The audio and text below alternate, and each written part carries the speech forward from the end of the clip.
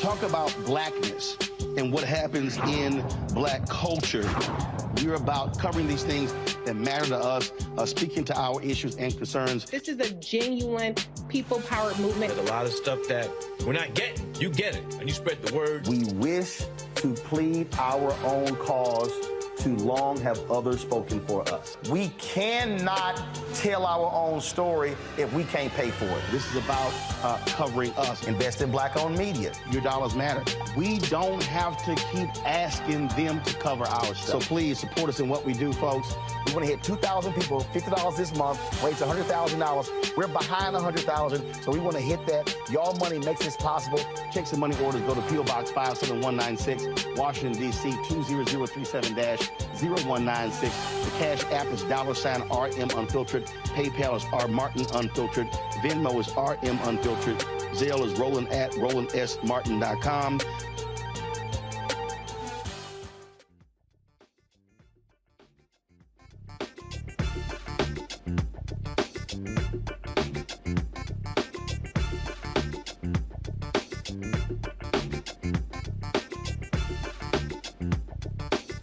Today is Tuesday, December 20th, 2022. Coming up on Roland Martin Unfiltered, streaming live on the Black Star Network. The former Texas police officer convicted of manslaughter in the killing of Antonia Jefferson is headed to prison for 11 years. We'll talk with the family attorney, Lee Merritt, about today's jury decision. A recent Nielsen study proves the lack of authentic representation directly impacts how black communities spend their money. I'll examine the relationship between authenticity, engagement, and the impact of inclusion beyond what's on screen with the Vice President of Solution Consulting with Nielsen Analytics. Homicide is a leading cause of death for children here in the United States and has increased on average by more than 4% each year for nearly a decade. The rate of all homicides for black children increased 4 times that in 2 years. We'll break down those numbers.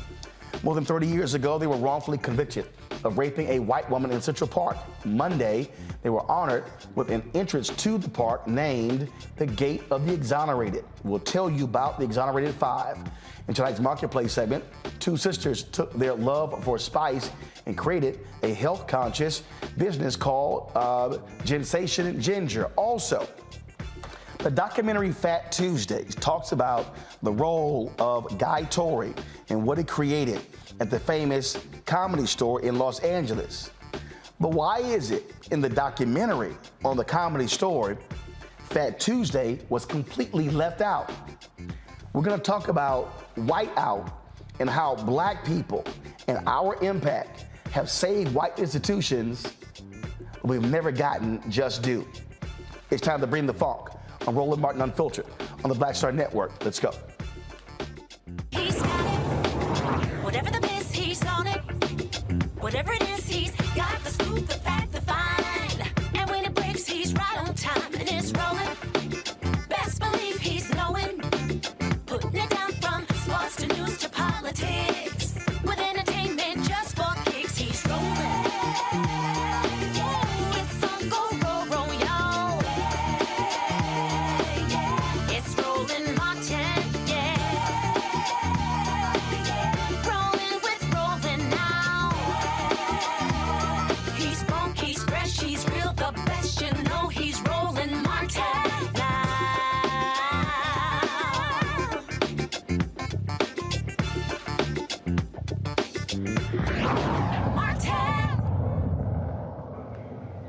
All right, folks, the Supreme Court temporarily blocks an order to lift pandemic-era restrictions on asylum seekers. In Chief Justice John Roberts' brief order, he asked the Biden administration to respond by the evening to an emergency appeal filed by several Republican-led states seeking to keep the policy known as Title 42. They want to keep that in place to slow an expected increase in migrant crossings. Roberts' move means the policy, which allows officials to swiftly expel migrants at the U.S. border, will stay in effect at least until the justices decide the emergency application. I'm going to talk about this now with my panel. Joining me right now, Michael Imhotep, host of the African History Network show. Also, Dr. Mustafa Santiago Ali. He, of course, a former senior advisor for environmental justice of the EPA. And joining us as well is Randy Bryant, diversity and inclusion strategist, speaker, trainer, and writer. Okay, glad to have all 3 of you here. So let's talk about this here. Mustafa, I want to start with you.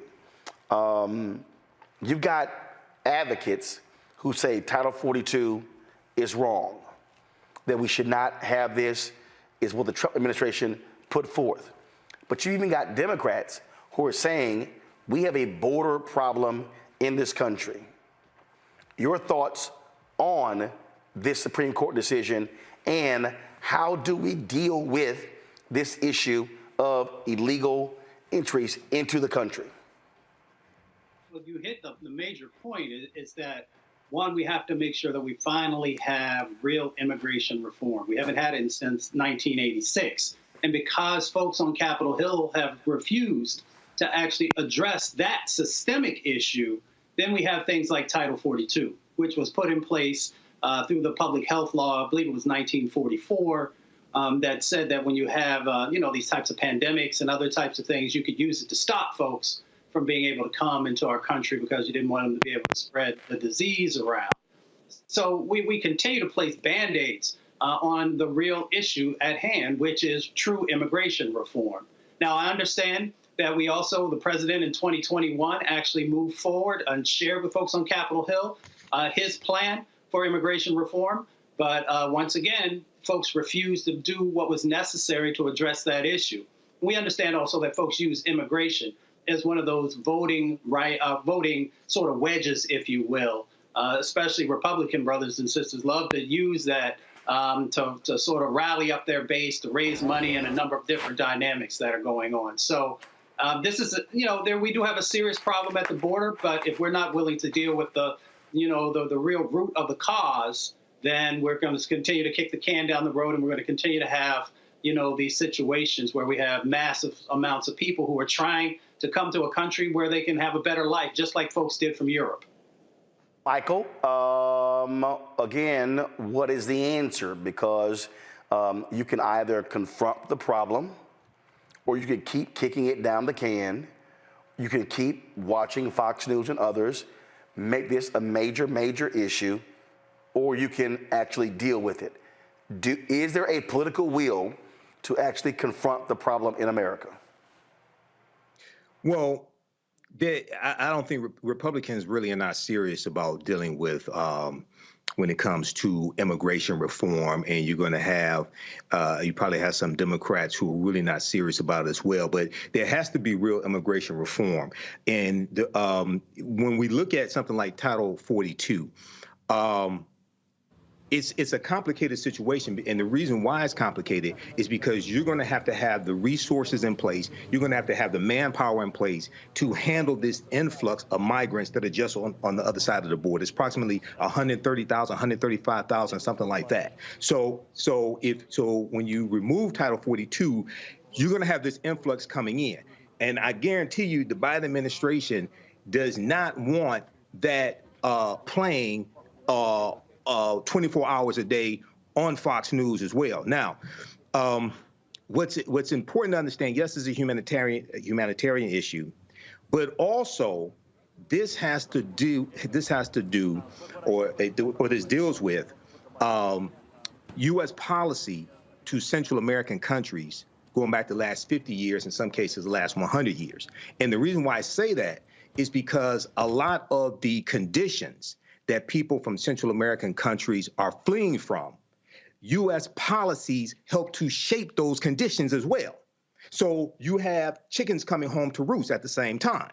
Okay, so and the other thing that's really, I think, really important to understand, Roland, is really understanding the history of immigration laws in this country, and how these immigration laws were shaped to create largely a white country, going back to 1790, when you had the first Naturalization and Immigration Act of 1790. So this is a very complicated issue, and I know you're going to have Republicans saying, "Oh, they're taking our jobs." You got 10 million available jobs right now, okay? At the same time, and a 3.7% unemployment rate at the same time. So this is a complicated issue, but you're going to have the resources and manpower really put in place to handle this influx that's about to come here. The thing here, Randy, that is interesting whenever I had this conversation, I had some idiots out there who were saying, oh, Roland Martin was saying, we've got to allow these people in. Here's a fact that we have to confront, and that is America has never wanted to confront this issue. Big business benefits from illegal immigrants.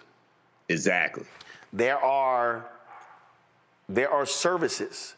There are jobs and services that are being done right now that Americans do not want to do. Mm-hmm. That's a fact, Randy. It's a fact. Right. And so people are like, oh, we can't have this. Okay? If you want to shut it down, if you want to close the border, you better figure out how all these other things are going to get done without the cheap labor. Right. I don't see real immigration reform happening anytime soon, because too many people, one, like you were saying, benefit from us having people who are willing to do work that a lot of Americans are not willing to do. Our society is built, our capitalistic society is built on a working class folk that are in the fields picking our vegetables, or in the factories helping ensuring that we get our meats, that are in the wine industry, and that are pulling the grapes. We are dependent, and there are people who become extraordinarily wealthy because of these people. And so everyone's kind of wishy-washy when it comes to immigration laws. Also, if people are paying attention, it should not be something you have to look for. We apply immigration laws dependent on, honestly, the hue of the person. And so no one is solid about it. It's very interesting to me how at some points people are, humans, and we want to save people, and we recognize the crises in countries depending on the hue of those people. And so it's going to be difficult to get immigration policies in place because no one has a firm stance on it, because it works for the very people who say that they're against us letting people in. See, I get a kick out of the folks who don't want to own up to what is really happening in our society on this issue. Mm-hmm. And Mustafa, and we can go a number of industries, not just oranges and lettuce, not just the crops in Florida, California, Texas, and other places. We're also talking about customer service sector jobs. Right. We're already talking about right now, Mustafa, how that industry has folks who aren't even applying for jobs.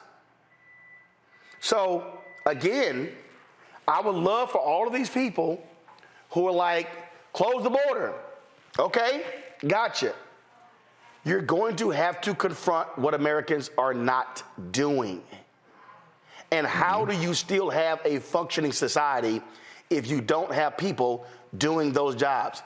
Nobody, then people say, well, pay higher wages. Absolutely agree. Question, are you gonna pay higher prices? I remember, Mustafa, when Levi's left the United States. And I kept telling people, okay, we want stuff cheaper, faster. Most importantly, cheaper. You can't keep making cheap goods, but you're demanding $15, $18, $30 an hour. Right. I say, y'all, money is money. Business is business. And that's the thing when we're having this conversation, Mustafa, folk don't want to deal with all these folks, including black people, yelling, hollering, and screaming about get rid of legal immigration. They don't want to pay those higher prices for goods and services. You close the border, I'm very clear on this, you will have significant impacts to our economy. Some would even say that parts of our economy will crash. Now, there are those who would like to see that. So we need to understand the totality of the game that's being played around immigration, because you see these ebbs and flows with it. There are those who want to see our economy at this time not continue to grow until after 2024. I don't even need to call out who those individuals are. Most folks have enough brain power to understand that. The other side of this dynamic is that we utilize our visas in some really interesting ways. So for those of us who followed what was going on during COVID-19, and we talked a little bit about the agricultural sector, even though we had shut the border in many instances, we still had folks who were coming in who were working in some of those various things that we mentioned earlier. Then you looked at some of the things that were going on in the meat plants as well. And many folks will remember the stories about a number of immigrants who were working in those meat plants who were getting sick. They didn't have any rights. So folks also play on this immigration game by making sure that folks don't have the rights to be able to fully navigate our system. So for our folks, I understand that we want to make sure that we have economic opportunities, but the reality is that many of those jobs, as we've said before, are not the ones that many of our folks are actually interested in. And we should also make sure that we're raising salaries for everyone. But as you said, Roland, making sure that we understand how that plays out in higher cost and a number of other dynamics that will hit, sort of the pocketbook issues that we all deal with. And look, Michael, the thing here is here.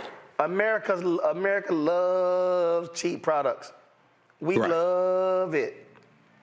And we got to own up to jack up your expenses, products going up.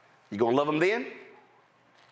Yeah, a lot of this deals with the fact that a lot of people don't understand basic business, basic economics, don't understand how this works. First of all, for all the people who want to stop undocumented immigrants coming here, all the people who say ship them back, shut down the borders, things like this. First of all, they ain't gonna ship back 11 million undocumented immigrants. That's not gonna happen in this lifetime or the next time. Secondly, the way you can help stop undocumented immigrants coming here is to stop eating food that you did not grow yourself. That's what you can do to help stop that. Stop eating food that you did not grow yourself. Now, most people are not willing to make the sacrifice to do that because about 90% of the food that you eat, if not more, at some point, an undocumented hand touched that to deliver it to your mouth, to your plate. And then the other thing that we have to understand is the term undocumented is a tricky term. The reason why is because about 40% of people who are classified as undocumented came here legally and overstayed their visas. So visa overstays contribute a lot to this as well. It's like if you have a legal driver's license and then your birthday comes and it expires and you keep driving, you're driving on an expired license. Well, it's not like you started driving illegally at first. It just has to be renewed. So about 40% of people who get classified as undocumented are visa overstays as well. So this is why it takes a lot of education to really understand the problem before we can fix the problem also. But this is, a lot of people, unfortunately, a lot of Americans don't even understand how the economy works. And Randy, we talk about those visas. There's a lot of companies, a lot of industries that rely on those work visas for people, especially in technical areas, to work in these companies. That's exactly what I was thinking. Particularly the tech industry is absolutely dependent on us having immigrants that come and support these companies. But they also have the money. They also have the money to ensure that these visas don't necessarily become expired. And so it also depends on how we want to use people. I mean, if we're being very honest, to me, immigration reform is about the selfishness of us as a people. We don't want to give up anything. We do appreciate the value that people bring to our country, and yet at the same time, we don't want them to fully be Americans. We like to cast them out, particularly when it's time to vote. Hate, as we have seen the last several years, gathers voters. It excites people. And so people get really excited when you talk about blocking people and not liking people. But if people were to really realize that we could not make it, our economy would absolutely stop without these people, it would change the game. But they don't see that part. They really just, a lot of people just are seeing the hate. And of course, we might remember Donald Trump was one of the people who was yelling loud and screaming. Yes. And he was using a whole bunch of these illegal immigrants at his properties across the country. Exactly. And that's all I'm saying. All right, y'all got to go to a break. We come back. We'll talk more about issues of the day. We'll talk about the Exoneration 5 getting a monument, if you will, at Central Park. Also, I'm going to deal with the erasure of black people as it relates to the Comedy Store in L.A. Wait till I explain to you how black people saved what is called an institution, but in the actual documentary on the institution, black folks are nowhere to be mentioned. I'll break it down on Roland Martin Unfiltered on the Black Star Network.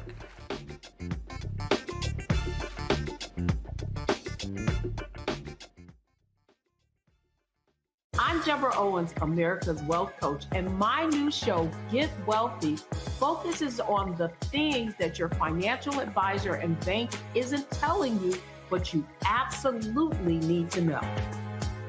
So watch Get Wealthy on the Black Star Network. Hi, Hi, I'm Dr. Jackie Hood Martin, and I have a question for you. Ever feel as if your life is teetering and the weight and pressure of the world is consistently on your shoulders? Well, let me tell you, living a balanced life isn't easy. Join me each Tuesday on Black Star Network for a Balanced Life with Dr. Jackie.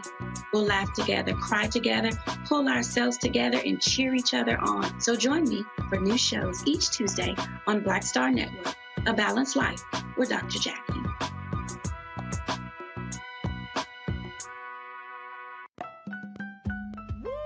We're all impacted by the culture, whether we know it or not. From politics to music and entertainment, it's a huge part of our lives, and we're going to talk about it every day right here on The Culture with me, Farajii Muhammad, only on the Black Star Network.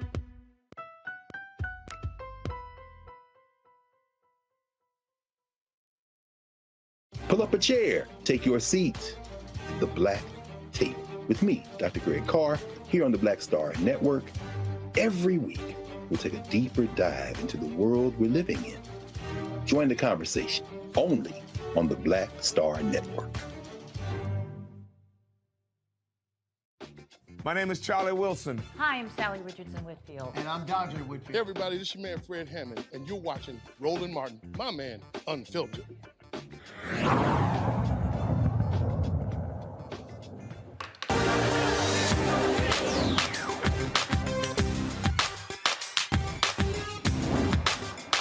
Been frozen out. Facing an extinction level event. We don't fight this fight right now, you're not going to have black on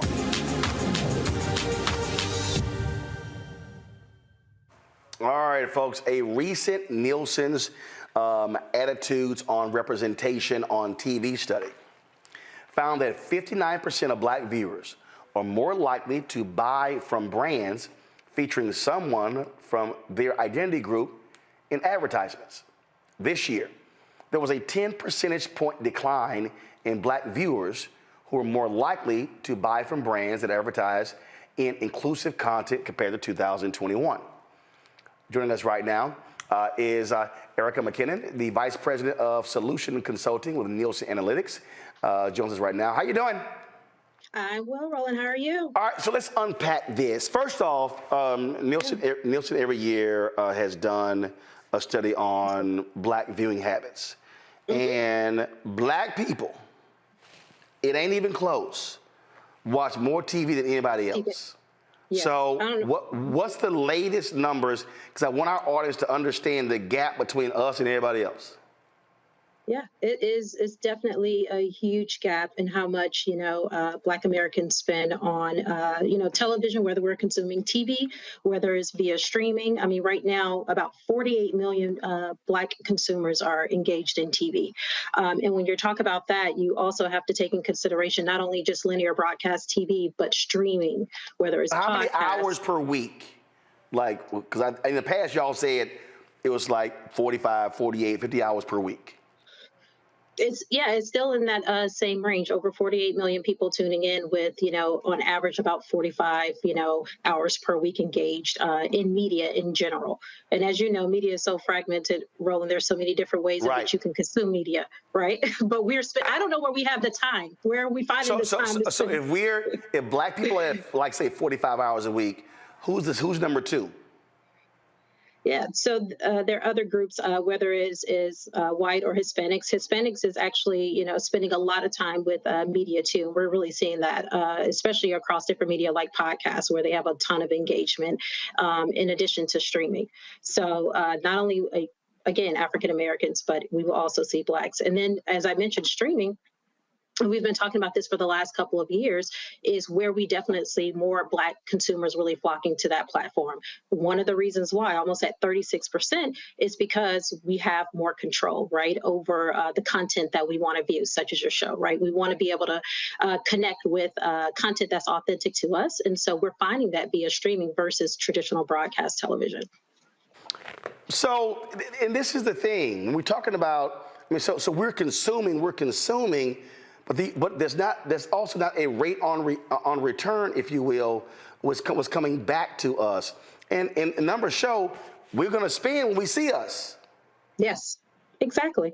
And the data shows that. And that's one of the, focus points this year's theme, amplifying, Black Americans and media, is speaking to the fact that, one, in 2025, we're going to be spending almost $2 billion in our Black buying power, meaning we're buying products, services, and goods every day. If we see it, we're going to go buy it. But what's happening is, if the information that's been shared with us, if the content, if the creative doesn't resonate with us because it's not authentic, which will be a common theme that you'll see in the report, we're not gonna invest in it, and that's what's happening. So we're not going to see that return, because Black people, we want to be able to purchase goods and services from brands that actually resonate with us, and so that's what we're starting to see in the data.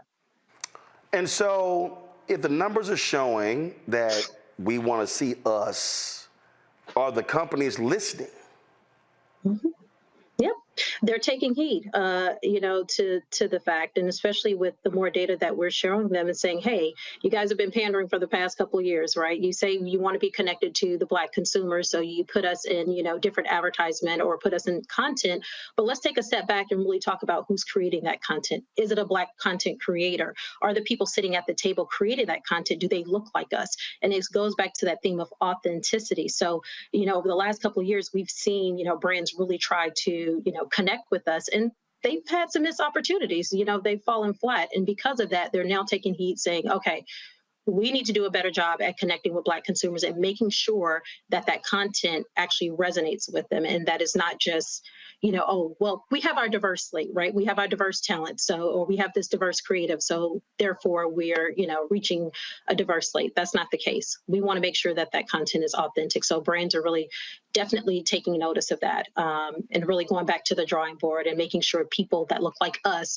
are making those informed decisions on what that creative should look like. Questions for my panel. Randy, you're first. I'm just have so much to say about this topic. First of all, I kind of just want to say, duh. I mean, it seems as if that would be something that people would understand, that everyone wants to be represented. We want to see ourselves. And I believe for a long time, they thought it was sufficient just to put a Black person in an ad, and that would be enough. And we answered with absolutely not enough. We just don't want to see the diversity. We want to see the authenticity. We want to see that we are represented fairly. We care about how we show up. And but I'll be honest, my experience has been that I am not seeing diverse PR teams, diverse marketing teams making the decisions.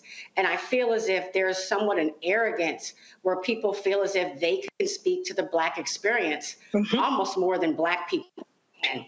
And that's why we're seeing these mistakes. So I'm very excited about the study, but I really question how much corporations are going to answer this call, this obvious information that tells them they have to change.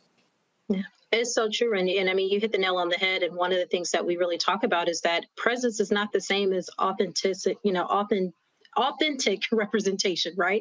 It's not the same. And by having this data and really, with Nielsen putting out this data to the market and hoping that brands will actually look at this and say, look, these are huge missed opportunities. Black people are going to stop buying these products because it's not authentic. I'm not going to buy something from, a brand where I'm like, that was a huge miss. That doesn't resonate with me.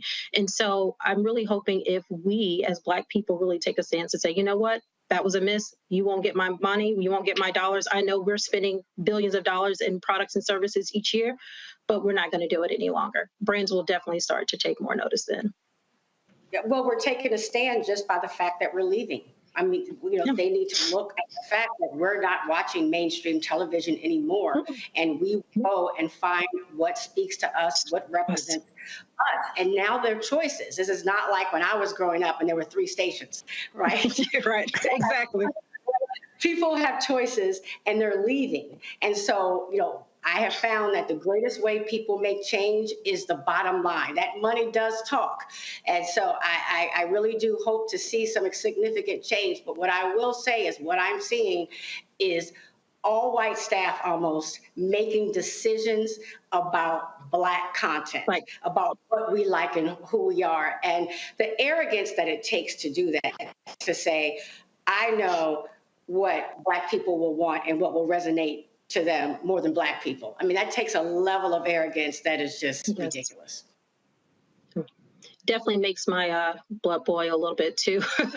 And that's one of the reasons I'm so happy that, Nielsen, now we have the tools. And one of the things that we talk about a lot throughout the report too, is we have the tools and research now to go behind the scenes. So for so many years, we've always focused on, okay, people's perceptions and consumption of media, but we got to take a step back and go behind the scenes. And to your point, not only understanding like, okay, we see the diverse, content creators, but let's get behind the scenes and who's the producers, who's the screenwriters, who are the people that's really working behind the scenes. And then on the flip side of that, when it comes to advertising and marketing, who are the people sitting in the boardroom making those decisions? Who's creating the content? Right. And like I said earlier, if someone in the room is making content for me, but no one in the room looks like me, I have a problem with that. Because how are you going to speak to, what you think I'm going to be engaged in? And so if you don't have that person in the boardroom, you need to go find the person. Well, what I want to see is these companies stop trying to now go hire Black content creators and deal with, but why you not spending money on advertising on Black-owned media? And so the new game is, oh, no, we've hired the Black firms to go make the ads. Yeah, no. But we also want to be on the other end of seeing the ads on Black-owned media. Michael, go ahead. All right, Erica, hey, thanks for coming on. This is valuable information. And about 20 years or so ago, I worked in radio sales here in Detroit.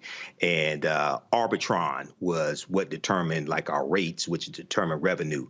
When it comes to AC Nielsen ratings for TV shows, African Americans have never really been taught how all of this works. Okay, what determines the ratings of a Black TV show, which keeps it on the air? I remember years ago on the Tom Joyner Morning Show, Tom Joyner partnered with AC Nielsen to get more African Americans as the surveyors or the testers to watch TV to determine the ratings. So can you explain to us how TV ratings actually work? Okay, what determines, if I sit and watch a show on NBC, does me watching that show calculating to the ratings? How do TV ratings actually work? Yeah, well, I'm not a ratings expert. I'm a survey expert, media analyst expert, but I will tell you just across the board with all ratings, basically, if you are tuning into that show on linear television, you will be counted as a viewer, depending on how much time that you're spending with that show, right, across different platforms. So by way of technology, we are collecting how long you watch, which show you were watching, how long you were actually engaged in the different platforms. And that information comes back to, obviously, Nielsen to kind of, look at that information by market level, by ethnicity. And so we are also looking at it by age and gender as well. And that's across all platforms, not just TV, but even with, radio and digital, really being able to understand who's engaged with the media, how long they're spending with the media, and just, even further consumption habits as well. But you're absolutely right. I think it starts with educating people on how it really works and how we really understand what they're engaged in. Tafa? Okay, thank you. Erica, thank you so much. I actually was one of those Nielsen raters a number of years ago. It's interesting. I want to go back to the conversation around infrastructure because I think it's critically important. I'm curious about, we saw the statistics around streaming and how people are moving to digital sort of platforms and formats. We have the Black Star Network here. How do we take the information that you all are capturing and really engage with decision makers around better supporting our own platforms and our own infrastructure to make sure that we have that content, and so we have sort of a circular type of a paradigm in place so the dollars move into our system and stay in our system? Absolutely. That's a great question. And really, it starts here with the data. Like I said, I'm passionate about making sure that I speak to Black-owned media owners and have been for the last couple of years of taking this information and insights to marketers and agencies, really speaking to the fact of, one, of who your consumers are, who your audience is. And it starts with knowing who your audience is, right? How many people are tuning in and viewing and what they look like in their demographic makeup, and talking about the importance of that viewer, their household income, how much money that they're actually spending in fueling the marketplace. As I mentioned earlier, when I talk about the Black buying power and how we spend so much on different products, services, and goods each year, that number should be shared with every advertiser, because at the end of the day, we are the groups that are spending the money on their products and services. So why not advertise, and why not make sure that we're getting our fair share of the dollars on our, own networks. And so I think it starts there, is really taking these insights and really sharing that we're the ones fueling the economy. We're driving, we're putting dollars back into the economy. We're driving all the, new recent sales and products and services. Data shows that, almost 59%, again, of Black viewers are more likely to buy from brands that share someone who had their same identity. And it goes for Black media owners, right? Like, I'm going to tune into this show because I know I'm going to get,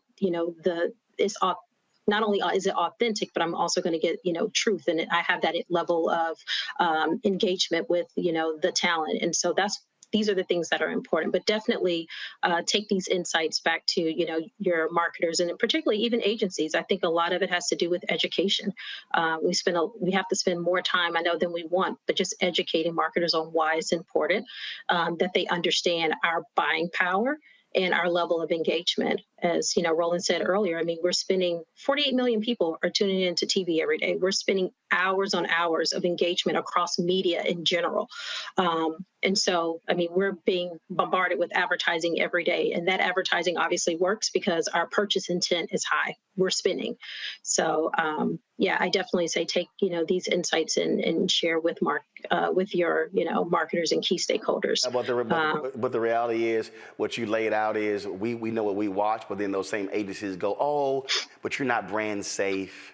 And so then all of a sudden they want to run, and then they come up with all these other different high impression marks you have to hit that you can never hit. And so trust me, look, I've experienced this whole game the last 4 years with this show and Black Star Network. And even when we hit the numbers, then they create a whole different category that you can never reach.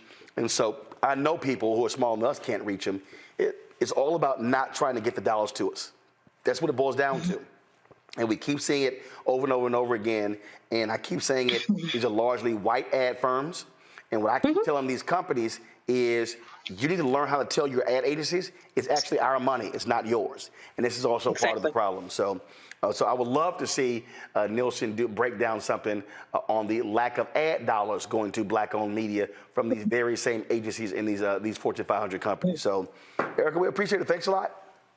Thank you. We appreciate it. All right, folks. We come back. We're going to talk the case of the former cop in Fort Worth who was convicted of killing Artelia Jefferson. How long will he spend in prison? We'll find out. We'll also talk with the family attorney. And Black folks being erased from history. I'm going to tell you about the Comedy Store and the tale of 2 documentaries, one done by Black people, one done by white people, and how we were totally ignored as if we didn't exist. But we actually saved the Comedy Store and why it's even still open. Wait till I give you the whole deconstruction on this right here on Roland Martin Unfiltered on the Black Star Network. If you're watching, of course, hit the like button on YouTube, Facebook, Twitch, on Instagram. Also, download the Black Star Network app, Apple phone, Android phone, Apple TV, Android TV, Roku, Amazon Fire TV, Xbox One, Samsung Smart TV. Of course, support our Bring the Funk fan club. Send your check and money orders to P.O. Box 57196, Washington, D.C. 20037-0196. Cash App, $RM Unfiltered. PayPal's R Martin Unfiltered. Venmo is RM Unfiltered. Zelle is Roland at RolandSMartin.com, Roland at RolandMartinUnfiltered.com. And get a copy of my book, White Fear, How the Browning of America is Making White Folks Lose Their Minds. Available at all these platforms. And, of course, download from Audible as well. I'll be right back.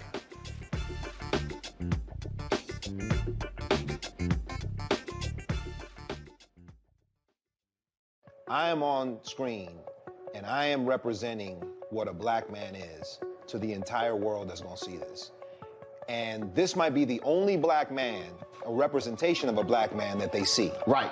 So I am responsible. Right. For how they see Black men. And it's my responsibility to, if I am not playing an upstanding, honorable, someone with a strong principle and moral core, to make sure that this character is so specific, right, that it is him, not Black men. And I wish that more actors would realize how important their position is as an actor of color, playing people of color on screen. Because there are people that see us all over the world in these different images that we portray. And not everyone knows Black people to know, yes, that's not all.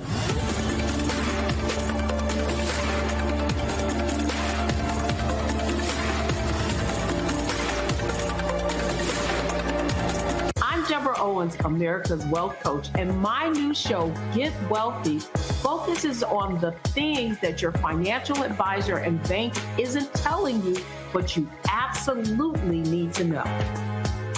So watch Get Wealthy on the Black Star Network.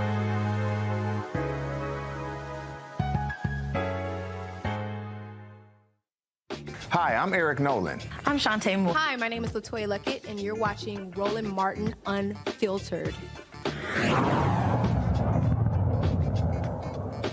All right, folks, welcome back to Roland Martin Unfiltered right here on the Black Star Network. And again, if you are watching, y'all, hit the button, okay? Hit the button. That's all you got to do. Hit the like button, okay? That impacts in terms of the algorithm, what folks are seeing. So we want you to actually hit that button. And so we're driving our numbers up. We should be doing 1,000 likes every single hour. And so you shouldn't have to take me as begging you to hit the like button for us to go there. We should be ending the second hour with 2,000 likes as well. Let's talk about black homicides, folks.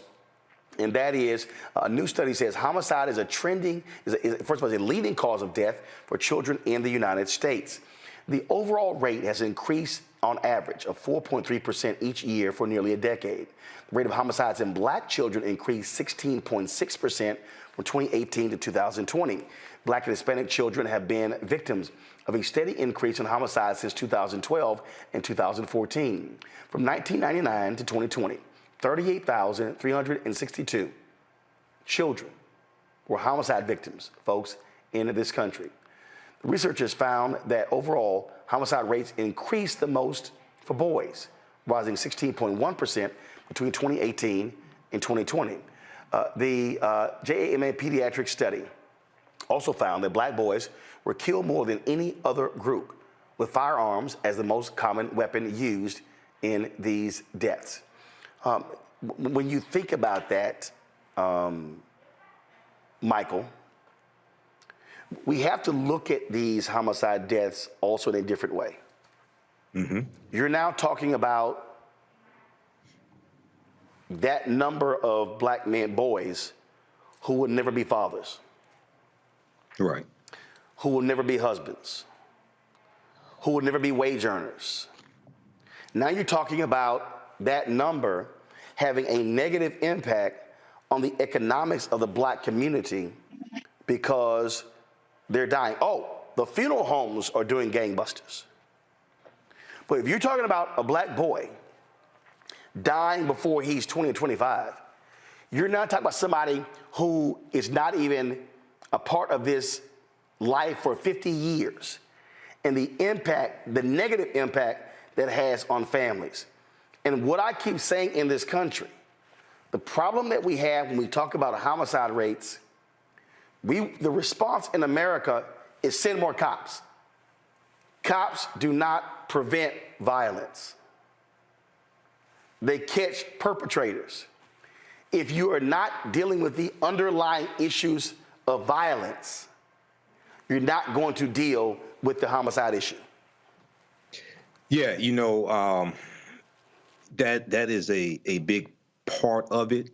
And then also another part of this is that all this is operating within a system of white supremacy and racism. And the reason why I say that is because you only protect what you respect. You only protect what you respect. So when we look at black boys were killed more than any other group, you have to see African-American boys as across the nation as a whole, not just talking about the African-American community, but the nation as a whole.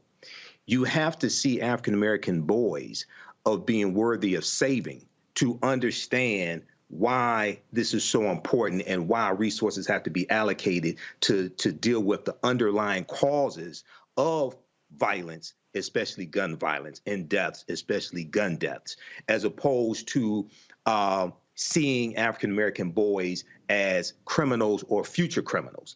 When we look at the research from Dr. Philip Atiba Goff, okay, and his study is at the American Psychological Association's website. This is just an example. It talks about how African-American boys as young as 5 years old are perceived to be more dangerous, okay, and perceived to look older than they actually are, okay? And it talks about the relationship between African-American boys and police. And just to give a quick example here, when we look at Tamir Rice, I know this goes beyond police violence, but I'm just giving a quick example. When we look at Tamir Rice was 12 years old, but the Cuyahoga County white prosecutor said Tamir Rice appeared to be 20 years old.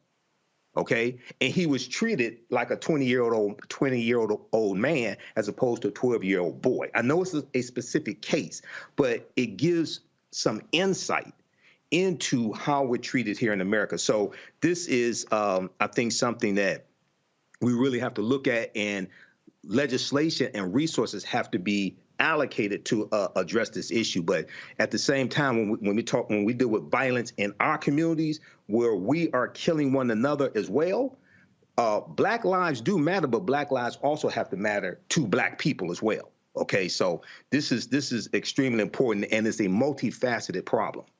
And the thing here, Mustafa, Black lives do matter to Black people, but you still have to deal with what is causing that. John Hope Bryant, Operation Hope founder, says it all the time.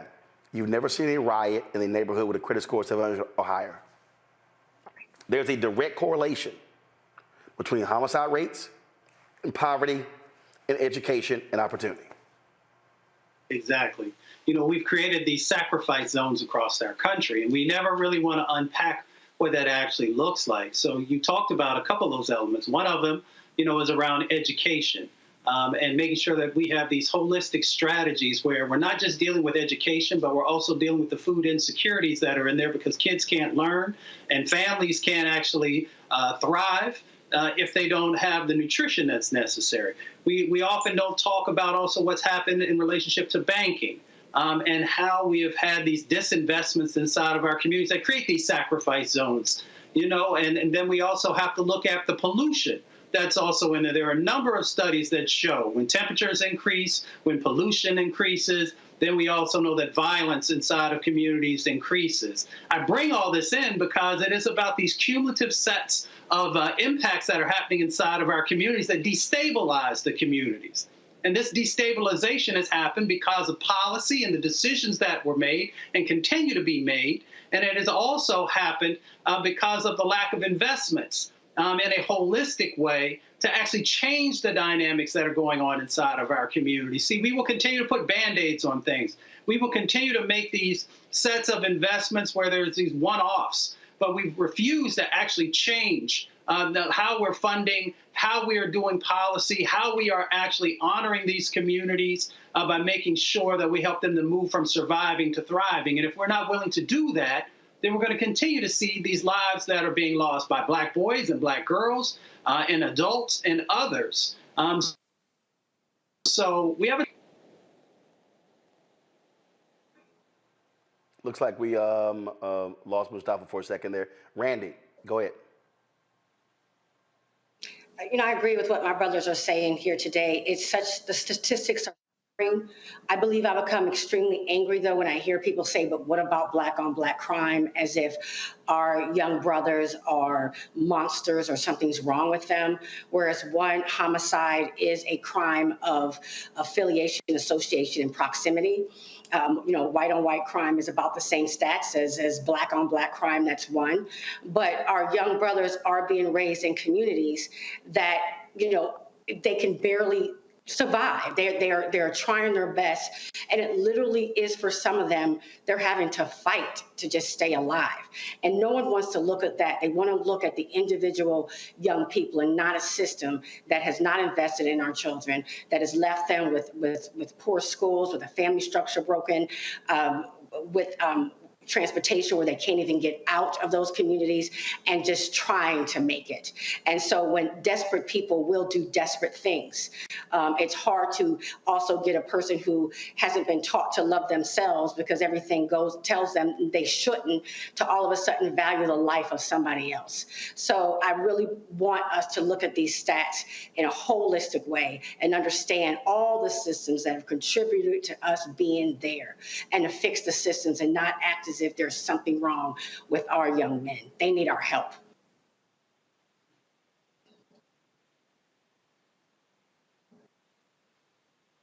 You're muted, Roland. We come back, we're going to talk the sentencing of the former cop who killed Taylor Jefferson. The jury has made their decision. We'll tell you about that next, right here on Roland Martin Unfiltered on the Black Star Network. Back in a moment.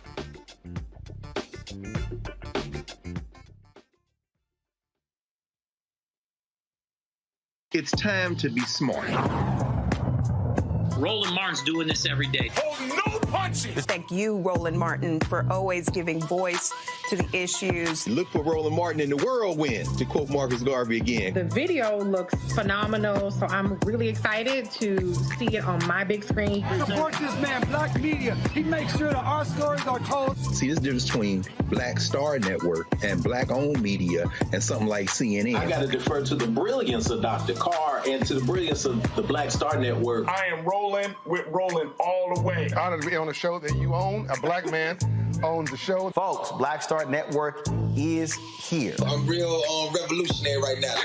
Roland was amazing on there. Stay black. I love y'all. I can't commend you enough about this platform that you've created for us to be able to share who we are, what we're doing in the world, and the impact that we're having. Let's be smart. Bring your eyeballs home. You can't be Black-owned media and be scared. You dig?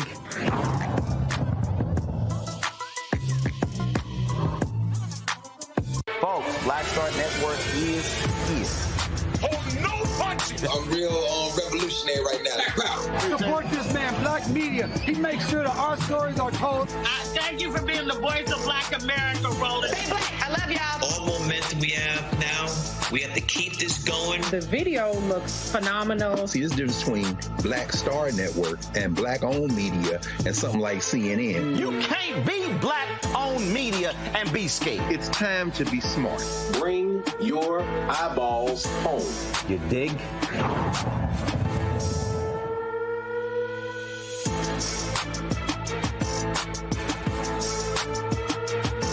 What's up, y'all? I'm Will Packard. Hello, I'm Bishop TDJ. What up, Lana Well, and you are watching Roland Martin Unfiltered.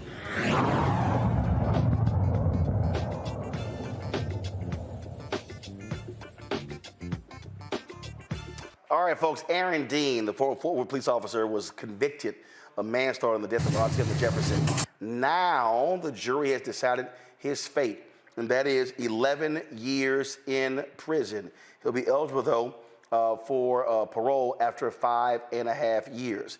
The jury deliberated this decision and, of course, came back with that particular decision. This is, of course, quite significant because finally you have some justice, if you will, in this case. He sat motionless as this decision came down. And so here is the actual reading of that. Good afternoon. Juror number one, it's my understanding the jury has reached a verdict. Is that correct? Correct. Is it a unanimous verdict? Yes, Your Honor. Okay. Hand it, please, to Deputy Nicholson. Mr. Dean. Verdict reads, we, the jury, having found the defendant Aaron York Dean guilty beyond a reasonable doubt of the offense of manslaughter, assess his punishment at confinement in the Texas Department of Criminal Justice for 11 years, 10 months, 12 days. They do not assess a fine, and it is signed by the presiding juror. You may be seated. Thank you very much. Members of the jury, as we went through before, I'm going to call your juror number and ask you if this verdict is your individual verdict. Juror number one, is this your verdict? Yes, Your Honor. Juror number three, is this your verdict? Yes, Your Honor. Juror number four, is this your verdict? Yes, Your Honor. Juror number six, is this your verdict? Yes, Your Honor. Juror number 9, is this your verdict? Juror number 14, is this your verdict? Yes, Your Honor. Juror number 15, is this your verdict? Yes, Your Honor. Juror number 21, is this your verdict? Yes, Your Honor. Juror number 31, is this your verdict? Yes, Your Honor. Juror number 32, is this your verdict? Yes, Your Honor. Juror number 37, is this your verdict? Yes, Your Honor. Juror number 38, is this your verdict? Yes, Your Honor. Your verdict will be received and filed. Thank you very much. Mr. Gill, Mr. Brissett, is there any legal reason why sentence should not be pronounced? No legal reason. Mr. Dean, It's the jury having found you guilty of the offense of manslaughter and assessed this punishment. It's the order of the court you be remanded to the custody of the sheriff, be delivered to the director of the Texas Department of Criminal Justice to serve your sentence as required by law. You will receive credit for all the time that you have served in custody on this case from the date of your original arrest up until today, which would be the date of sentence. You have the right to appeal the jury's decision. You do so by giving written notice of appeal to the Second Court of Appeals here in Fort Worth within 30 days. If you are indigent and cannot afford a lawyer, I would conduct an indigency hearing to determine if you are indigent. And if you are indigent, I would appoint a lawyer to represent you on appeal and provide you a record of this appeal of this trial at no cost. Mr. Gill, Mr. Brissett, if y'all will remain on his case pending his decision whether he wishes to appeal, and if you'll furnish the information for the trial court certification of appeal before you leave here today, I would appreciate it. Is there an allocution? Yes. You may be seated. Thank you very much. He's your prisoner, Sheriff.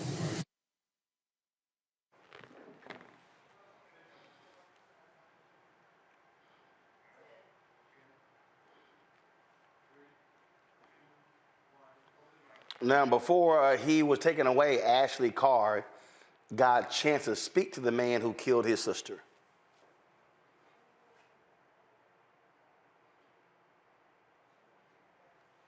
All right, folks, so actually we had the soundbite, but since she's joining us, we're going to talk about that. Joining us right now is Ashley Carr and family attorney Lee Merritt. Ashley, in the sentencing phase, there's a victim impact statement. And so let the audience know what you wanted Aaron Dean to know.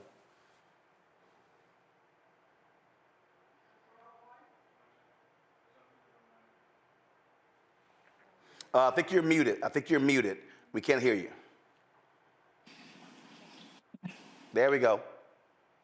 So there was no repentance in what he did. He showed no remorse through this whole entire process.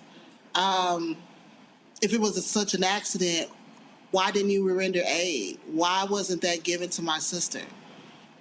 It just showed that he looked at her as not being human and actually came in here gun charged and ready to kill. And of course, we also saw here where his own partner testified that he didn't even, he claims he saw a gun, but he didn't shout that he saw a gun. Her life potentially was in danger. Everyone's life was in danger because of him. There was no protocol followed the whole entire thing. We saw that throughout the case. And it was just more and more apparent how reckless he truly was. Lee, what was crazy to me, even with all this testimony, even with all the chief saying he broke all protocols, having his own partner testify against him, this jury still refused to convict him of murder. That's right. And this is the only conviction of a police officer that we've seen in the history of Tarrant County for involving an officer who was on duty to kill a black person, a white person, anybody. There's just no real history or precedent for officers being convicted of crimes in this region. But yeah, the evidence, of course, was overwhelming. And it was important that the prosecutor got Aaron Dean to say from the stand, you know, when I pointed my gun at the person I believed to be on the other side of that window and pulled the trigger, my intention was to kill them. That's the intentionality that should have got us a murder conviction. But I believe in the sentencing, when the jurors here, I actually gave him more time than, for example, Amber Geiger got for the murder of Botham Jean. What the jury was telling us is that they didn't buy his story and they want to see him serve serious time. And there's so many of these cases, these cops, they sit up there and they talk about, oh, my life was in danger. Totally contradicted by his own partner. Mm-hmm. That's right. We're sitting here now in the home of Yolanda Carr. That is Tatiana Jefferson's mother, Ashley's mother. And it's almost surreal to be here 3.5 years later. and know that there's still a lot more fighting ahead of us. But this family has gone just through so much in the past 3 years that it is a huge relief to know that Aaron Dean will not be going home and going to sleep with his family and spending another holiday season with them without facing some form of accountability.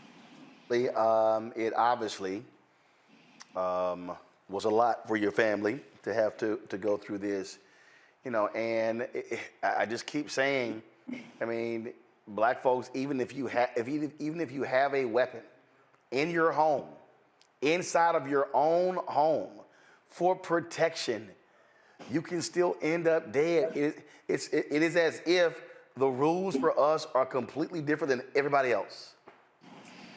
That's right.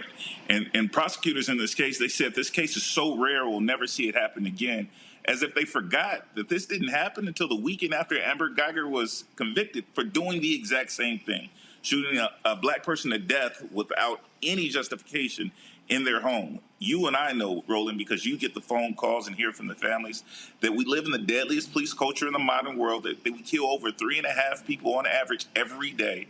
And this should not happen as frequently as it does to any American, and certainly not as disproportionately as it does to the black and brown community. First of all, it's also rare to see the cops indicted. It's even rare to see them actually convicted. So thank goodness your family has a semblance of justice. Yeah, it's definitely, I just was sitting with Pamela Turner's daughter, talking to her about the different things. She was just telling us about the process of their trial, and did not come out with this outcome, even though all of us saw that she was murdered as well. So it's just a reality that this system is really messed up, that we have to sit and hope and pray that something does come of it in the form of accountability. Absolutely. Indeed. Ashley, Carr, Lee Merritt, we really appreciate you both of us joining us. All right, thanks for having us, Roland. Thank you so very much. Randy, I want to go to you first. It is, all these people who sit here and talk about, oh, you know what, you guys are making a mountain out of a molehill. This is not as bad as you think. Atiana ain't coming back. Even though this guy goes to prison, his family gets to visit him. He's got a shot at parole. He can actually have a life after this. She's dead. It's heartbreaking because, as Black Americans, they oftentimes try to blame us for our own deaths and put us on trial. And you think about how this young lady had done everything right, graduate of Xavier University, taking care of her nephew. I've oftentimes been thinking about Zion, like what a brave young man, he is, and how this will affect him for the rest of his life. Being at home and yet still shot. I mean, you can't even feel safe in your own home. I am wondering about also when they did the psychological testing of Aaron Dean, they're saying that he had narcissistic tendencies. Why was that not picked up before he was even hired? Because that testing is done in about 90% but before you're hired to be a police officer.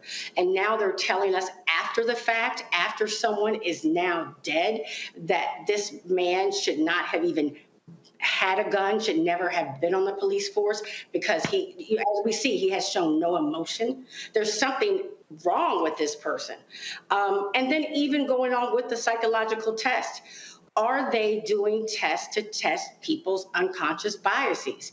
I mean, if Black and brown lives matter and numbers show that we are being killed disproportionately, if these police departments care, why are they not ensuring that they're not hiring people who show a fear of Black people? Like, they shouldn't even be on the force whatsoever. I mean, there's just so many questions, and it's absolutely upsetting. And yes, there's a measured level of justice, but I would say very measured. Michael, we should this year, the family of Aiyana Jones should be celebrating her 17th birthday. Yeah, here in Detroit. And here is her 19th birthday. Here's a young lady, gun discharges, hits her in the neck, she dies. Officer, first mistrial,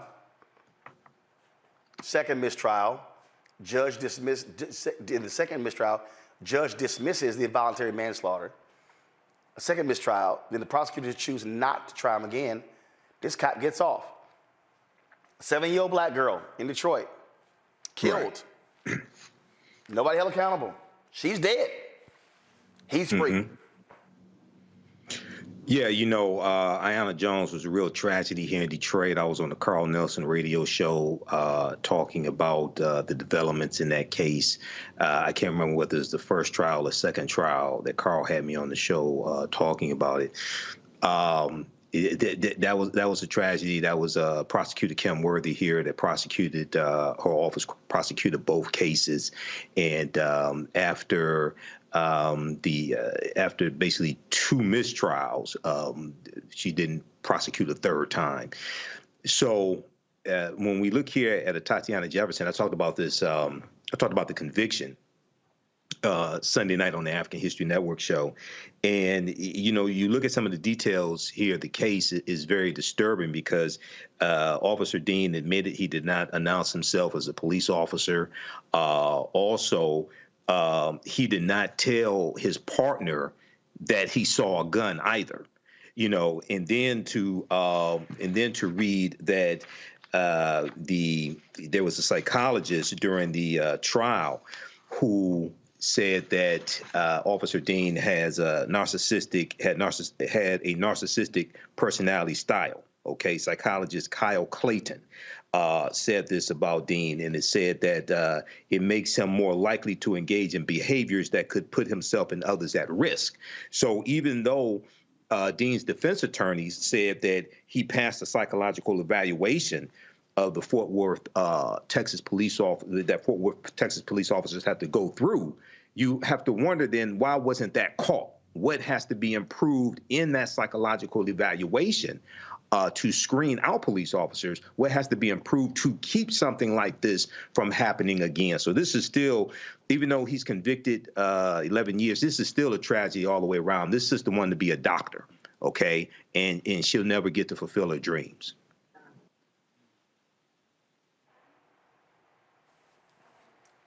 Mustafa?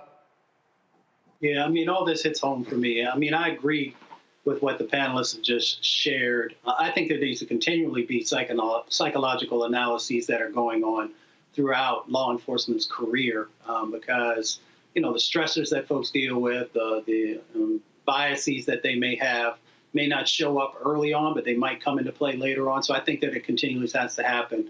You know, I've lived this before. One of my good friends was actually killed by a police officer back in 2000. His name was Prince Jones. And it just brings back all these memories of the reforms that we continue to ask for that are slow at best and many times are non-existent.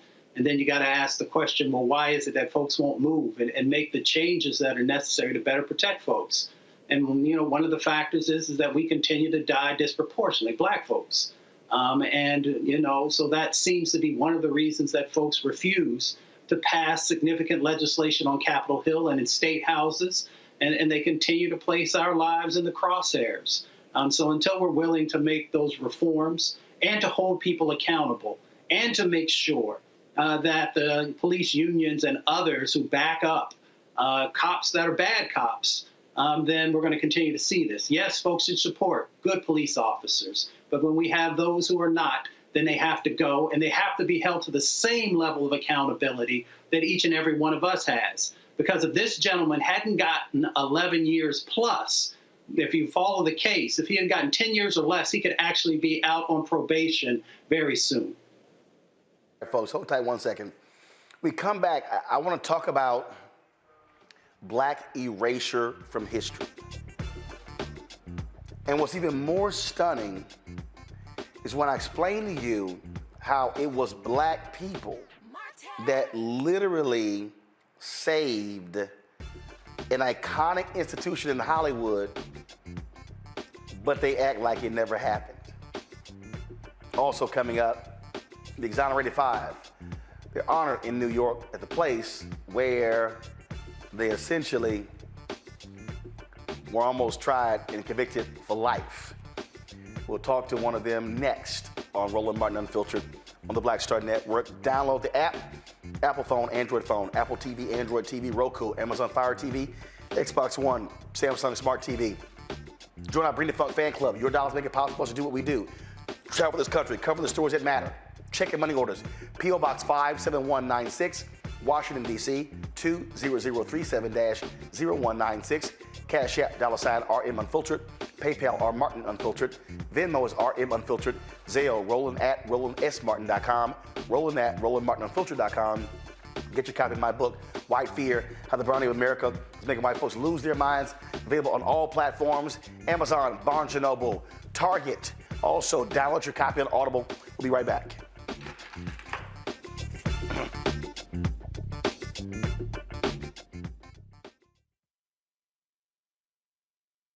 Hi, I'm Dr. Jackie Hood Martin, and I have a question for you. Ever feel as if your life is teetering and the weight and pressure of the world is consistently on your shoulders? Well, let me tell you, living a balanced life isn't easy. Join me each Tuesday on Black Star Network for a Balanced Life with Dr. Jackie. We'll laugh together, cry together, pull ourselves together, and cheer each other on. So join me for new shows each Tuesday on Black Star Network, A Balanced Life with Dr. Jackie.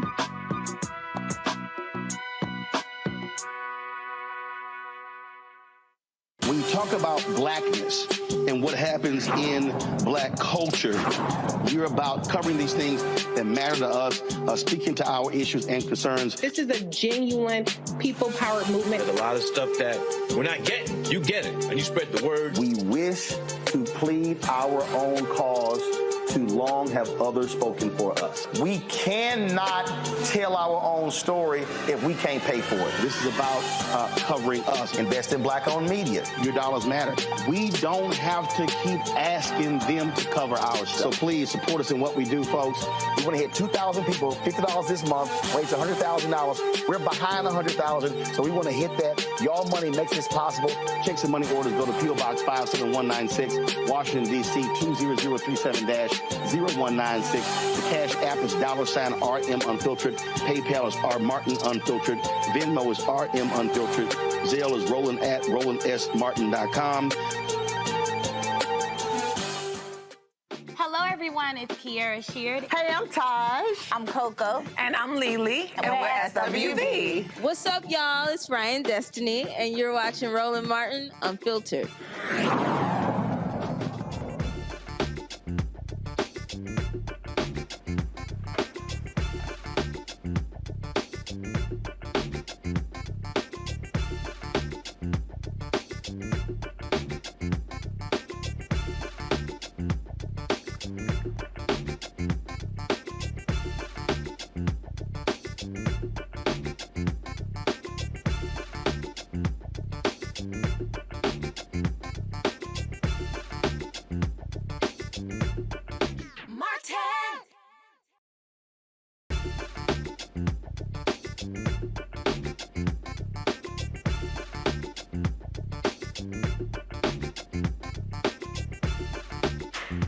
All right, folks, welcome back to Roland Martin Unfiltered. So, when I was traveling, we were in Atlanta. I finally got a chance, I had some downtime, I finally got a chance to watch the documentary Fat Tuesdays.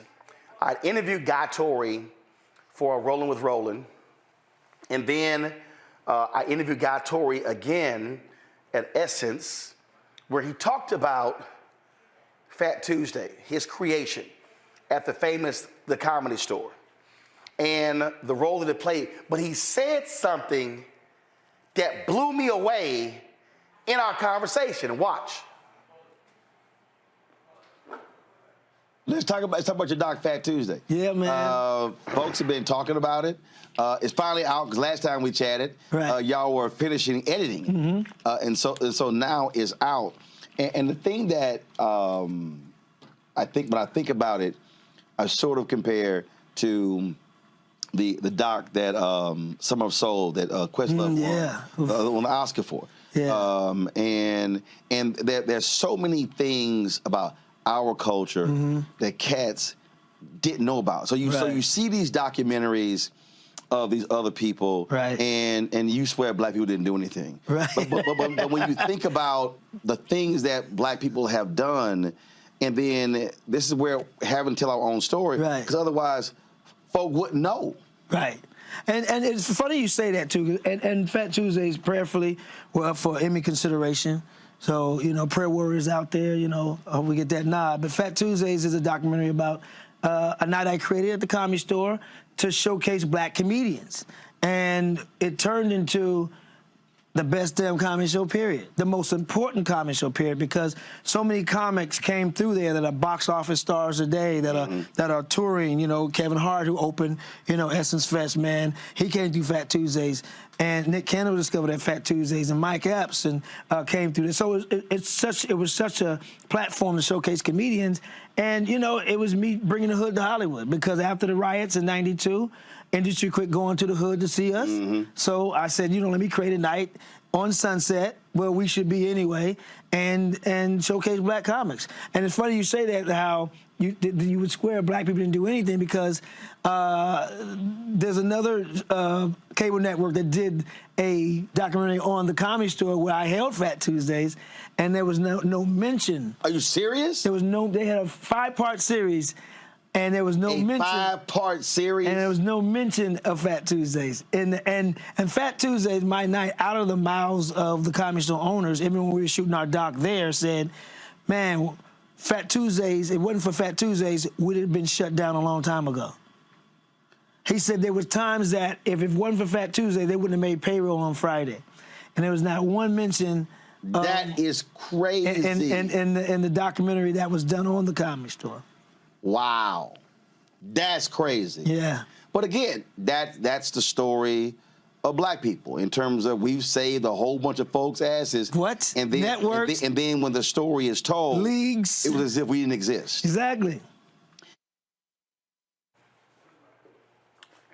When I saw Fat Tuesday, I remembered God telling me that story. So today, y'all can go to my iPad. I literally went to Showtime, and I went through all 5 episodes. And in episode 3, they talked about, in episode 3, the financial problems they faced and how it was on its way to being shut down. And episode 4 goes, Joe Rogan returns. So if you're watching this 5-part series on the Comedy Store, you would get the impression that the Comedy Store was about to go under. But all of a sudden, Joe Rogan comes back, and he resurrects it from the dead. Yet if you go to Amazon Prime Video, and you watch the 3-part docuseries, Fat Tuesdays, you will discover all of these black comedians. You will discover the story. You will discover that the money that black people spent on that one night kept the Comedy Store afloat. Now,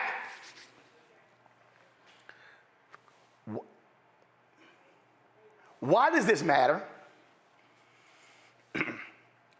Because for the purpose of history, 30 years from now, 50 years from now, if the Comedy Store still exists, somebody 50 years from now will say, let's look at that 5-part docuseries that was on Showtime, where comedian Mike Binder, or Bender, I'm not sure in his name, how he detailed the Comedy Store. And when the person in the future goes to it, they're going to say, wow, this is the history of the Comedy Store. And by watching that documentary, they will never, ever know about Fat Tuesdays and Guy Torry and what he created, even though that saved the same club. Now, why is it important that Guy Torry partnered with Reggie Hutland to do the documentary Fat Tuesday? Because of the mural that is on the wall in my studio. This right here is in the third paragraph of the nation's first black newspaper, Freedom's Journal, written March 16, 1827. We wish to plead our own cause. Too long have others spoken for us. If they don't do the documentary Fat Tuesdays, no one knows what Guy Torry did. No one knows that black people saved this iconic comedy institution. Shame on Mike Binder or Bender and the folks at Showtime for not including Fat Tuesdays. Now, it's great, it's important that Fat Tuesdays has its own docuseries. That story should be told by itself. But it is still shameful that it was completely erased from the 5-part Showtime series. In fact, y'all, nearly every comedian that's in Fat Tuesdays who's black wasn't even in the Showtime doc.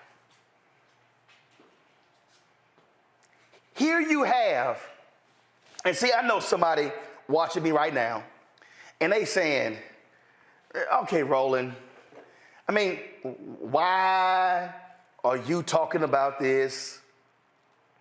What's the big deal? Because it's the latest example of how we as black people take our money, save white institutions, and never get the credit.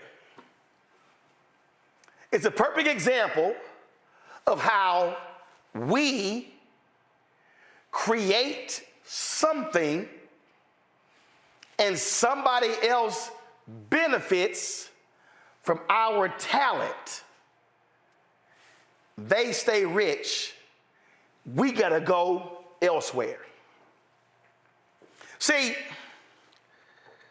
we can go in the annals of history. When you are watching the NFL on Fox, do y'all know how that happened? The NFL on Fox does not happen if rock didn't exist, if In Living Color didn't exist, if South Central didn't exist. Black eyeballs built Fox. Y'all, there were 3 national networks: ABC, NBC, and CBS. Fox launches. What's the first thing Fox do?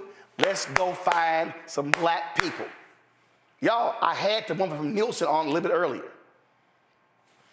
I need y'all to understand that when it comes to television and media, black eyeballs follow the content. Black eyeballs build institutions. Elon Musk is acting a fool right now with Twitter. If black Twitter said, we out, and we going en masse to black-owned fan base, the remaining advertisers of Twitter would say bye-bye. I'm trying to get y'all to understand that black people are the trendsetters in America. Black people, we actually create the culture, define the culture. Everybody wants to be us. White America could not stand big asses and large lips until Kim Kardashian. Black women had those physical features, she had to go to a doctor. But now all of a sudden, it's in vogue. White women did not want to wear braids with beads until Bo Derek was on the beach in 10. I can go on and on and on to show you how in American history, black people, we have taken our meager dollars, and y'all hear me say this, y'all hear me say individually we are poor. As MLK said, collectively we are one of the richest economies in the world. So here we collectively took our money and showed up at Fat Tuesdays at the Comedy Store every Tuesday. They were in the small room, 80 people. But they graduated to the big room, 400 people. And we're packing them in, packing them in. I could take the same story and show you in every major American city, the hot restaurant, not black owned, we packing it out. The hot club, we packing it out. Somebody that look like us own the club. I could go on and on and on. So at what point are we going to come to the conclusion, can we stop making everybody else rich and make ourselves rich? You got people right now, prominent black people. They love sharing clips on Twitter and Instagram of what somebody said on CNN or MSNBC or ABC or CBS. And I swear, we said the same thing 2 or 3 weeks earlier.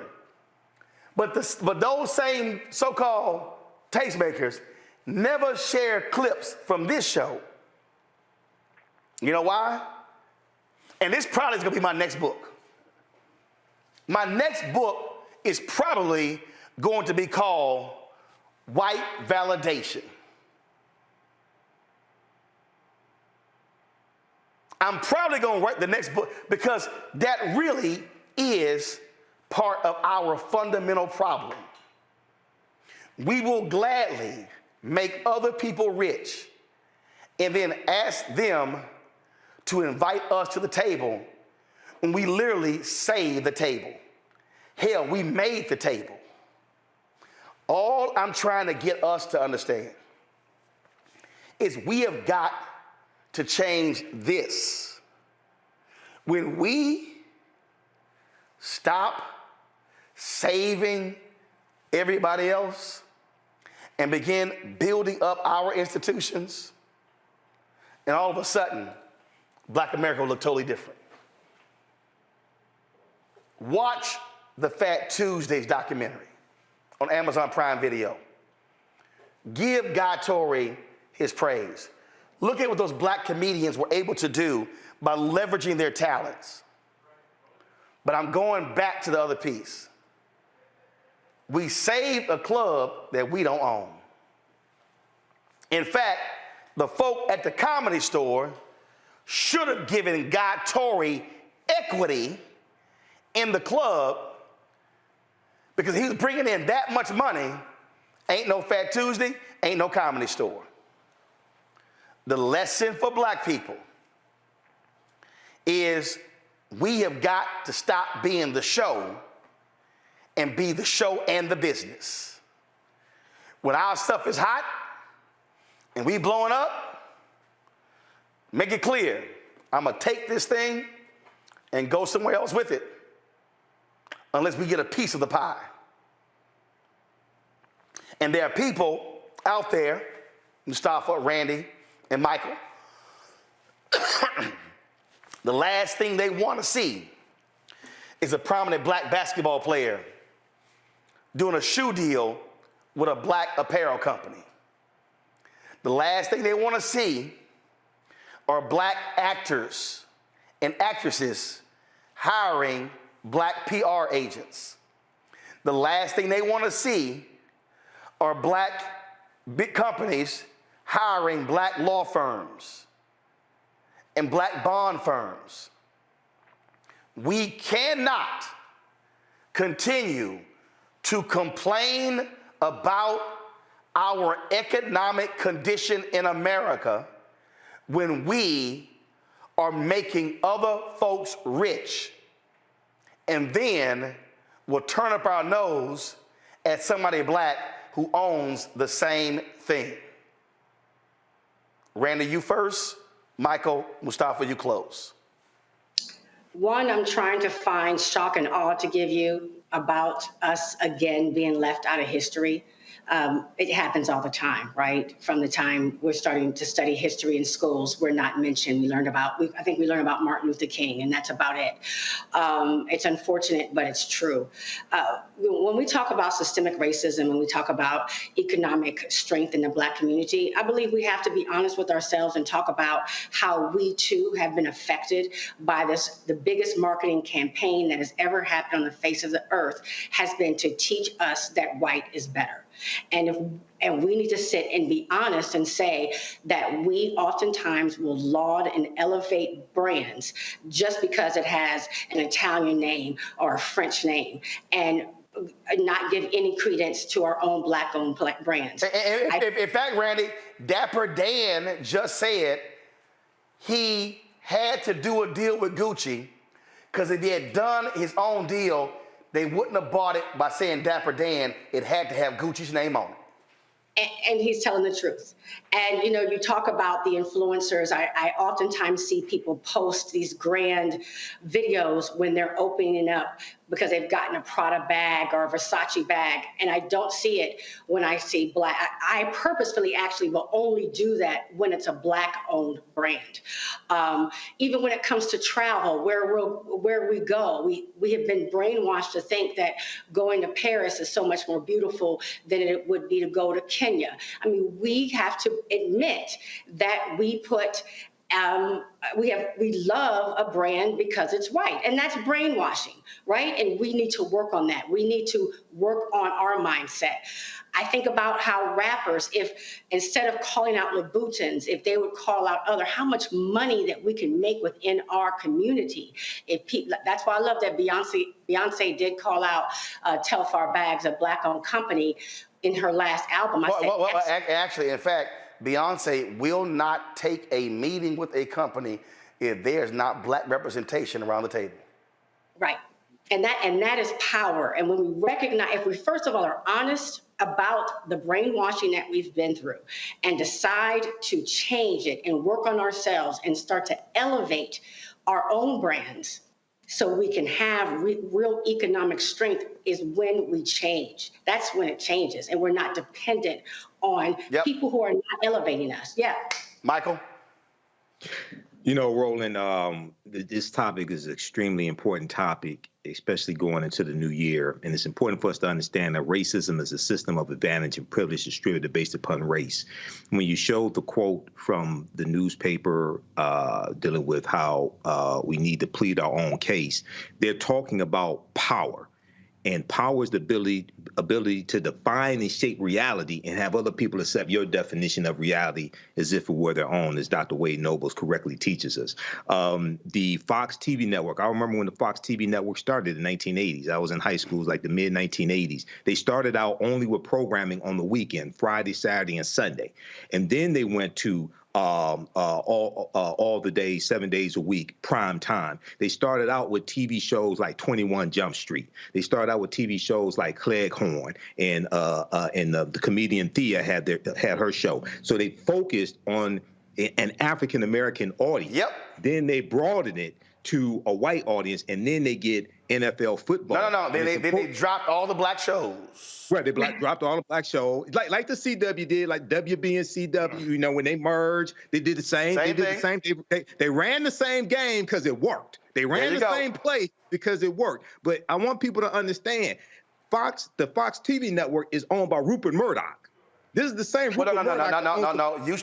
First of all, Fox Broadcasting Fox Entertainment is now owned by Disney. But the Fox network is still owned by Rupert. Yes, go ahead. Right. The Fox network owned by Rupert, the same Rupert Murdoch that owns the Fox cable news channel that attacks African Americans on a daily and nightly basis. Okay, so understand how all this is connected as well. And real quick, he owned a number of the independent stations in different cities that had black programming, so black viewers watch those programming. He got advertising dollars. Those ad dollars allowed him to launch Fox News. So it was black eyeballs. It led to higher ratings on the Fox independent stations that led him to have the money to launch Fox News. Y'all better learn some damn history. Michael, go ahead. Exactly. So, and we have to understand how there's a history of Europeans co-opting African-American culture. If we go back to T.D. Rice, 1828, 1829, who created the Jim Crow character. He's known as the father of minstrel shows. And he's imitating enslaved African people, puts on blackface, adopts a Southern dialect, puts on tattered-torn clothing. Yeah. And minstrel shows become the largest form of entertainment in this country. Yep. And then you talk about the Kardashian family. This is a whole family that got rich off of, excuse my language, they got rich off of a black man's penis. When you look at the sex tape before the reality TV show, it's the sex tape, the largest. Right. This was the largest deal with Vivid for a celebrity sex tape. This leads to the reality TV show, which brings them into people's homes for year after year after year. So we have to understand the game that's being played on us. And being played very, very well, and we fall for it every single time. Mustafa, your comment. We're going to get played if we allow ourselves to be. You know, I was raised with teachings of Marcus Garvey, who shared with us about us owning our own and about the collective power that we have when we come together. And we have to live our values. I have a black dentist, a black doctor, a black accountant. I have a black real estate agent. So you live your values by the choices that we make. So we're coming to the end of this year. Folks are going to be making their New Year's resolutions. Why don't we make a resolution that we are actually going to support our own in a collective fashion so that we can build that power that we continue to talk about on this show? And that's the way we do it. And I hope people now understand my Deion Sanders commentary when I said, if you're going to be critical of Deion leaving Jackson State, but you don't support black institutions, shut the hell up. Because you can't complain about him if you ain't doing it. Folks, going to a break. We come back. I'm going to talk to several members of the Exonerated Five about the monument to them is now in Central Park, the place where they tried to bury them, and actually Donald Trump wanted them killed. You're watching Roland Martin Unfiltered. And again, unfiltered, black-owned. We don't ask nobody's opinion and get permission to discuss what we do. That's what happens when you own. We don't seek permission. There's only one person above me, and that's God. Ain't no boss but got him. That's the difference between when you own and when you work for somebody else. Back in a moment.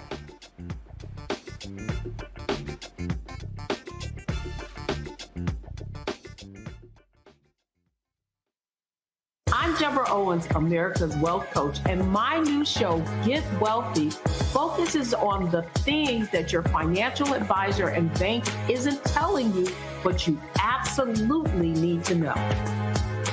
So watch Get Wealthy on the Black Star Network. Hi, I'm Dr. Jackie Hood Martin, and I have a question for you. Ever feel as if your life is teetering and the weight and pressure of the world is consistently on your shoulders? Well, let me tell you, living a balanced life isn't easy. Join me each Tuesday on Black Star Network for a Balanced Life with Dr. Jackie. We'll laugh together, cry together, pull ourselves together, and cheer each other on. So join me for new shows each Tuesday on Black Star Network, A Balanced Life with Dr. Jackie.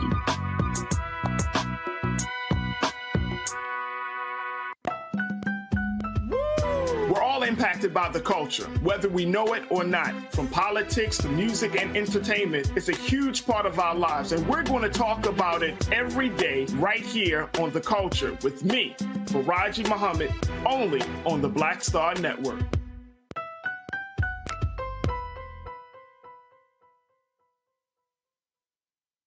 Pull up a chair, take your seat. The Black Tape with me, Dr. Greg Carr, here on the Black Star Network. Every week, we'll take a deeper dive into the world we're living in. Join the conversation only on the Black Star Network. My name is Charlie Wilson. Hi, I'm Sally Richardson Whitfield. And I'm Dodger Whitfield. Hey, everybody, this is your man, Fred Hammond, and you're watching Roland Martin, my man, Unfiltered.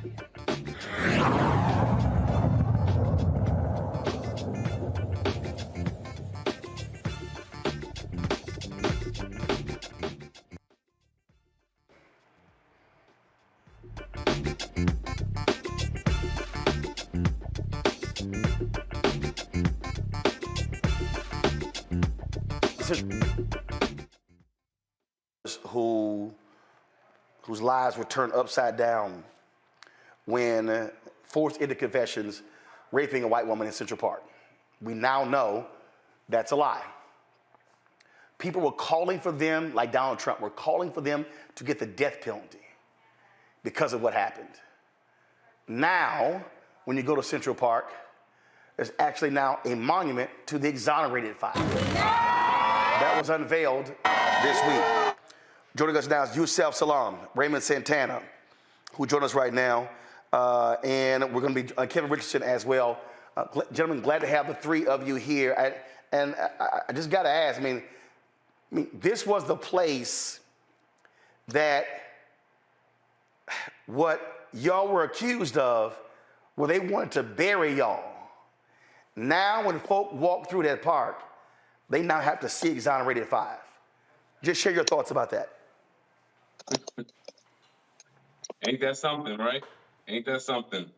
You know, to come back and it's 33 years later, and to come back now and to see that this gate exists now, it just shows people. It sends a message. It tells people that as long as you never give up and you can overcome any obstacle. You know, the Exonerated Five, we were the Central Park Five then, right? And we had this 10-year sentence, this 5 to 10-year sentence. Corey had a 5 to 15. And it wasn't just a prison sentence, it was a death sentence. It was a social death. We were considered outcasts. We were level 3 sex offenders, right? We wasn't supposed to survive prison. If we did, we were given a social death. We wasn't supposed to survive out in society. And so to have this gate now, it speaks volumes. It shows people that you can overcome obstacles no matter how how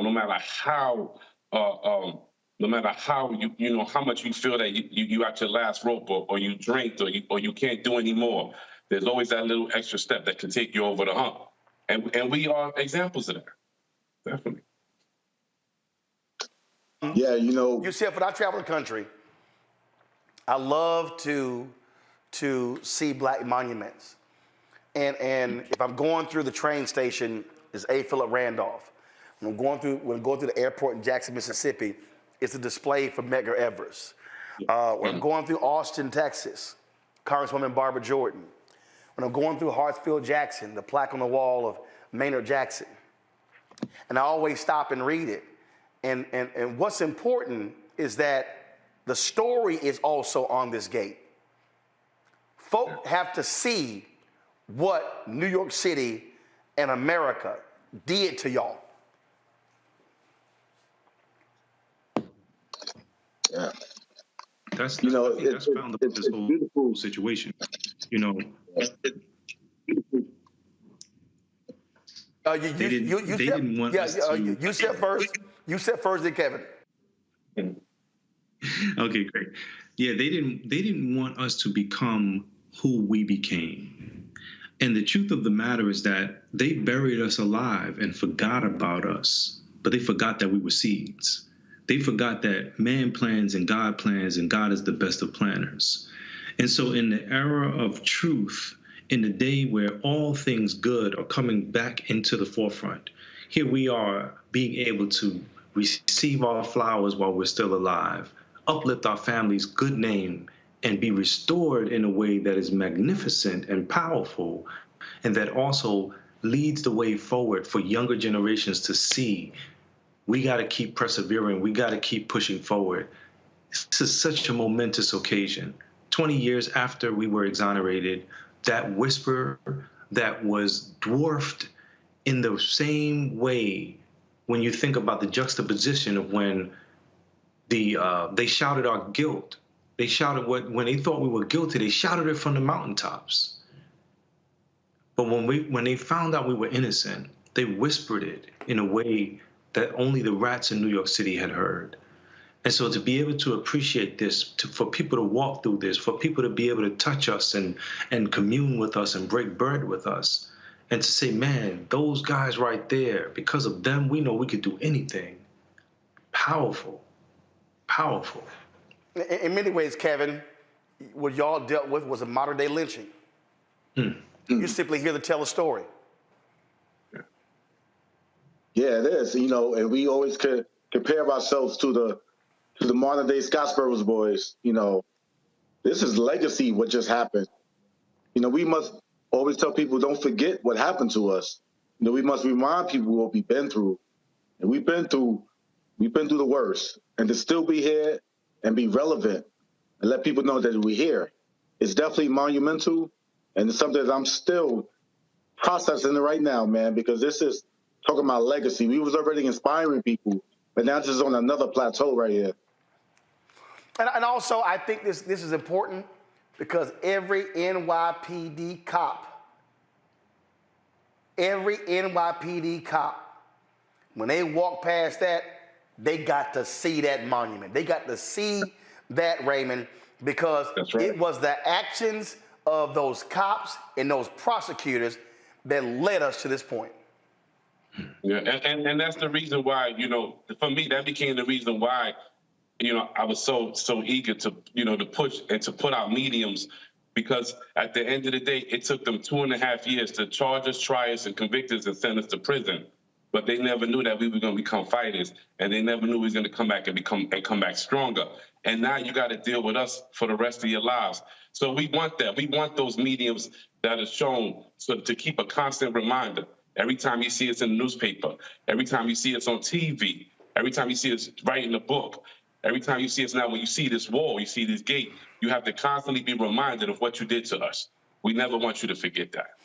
And the reality, Yusef, there are so many brothers and sisters who are forgotten, who are sitting in jail right now. The brother in Missouri on death row, where they have evidence he did not do it. They are still trying to kill him. Man, you know, we represent them. I've always said that we are the microcosm of the macrocosm of cases just like us. Systemically, they want people to believe that we are anomalies, that this is just, you know, we don't do this. This is not how America gets down. This is absolutely how America gets down. This is what they call the American nightmare.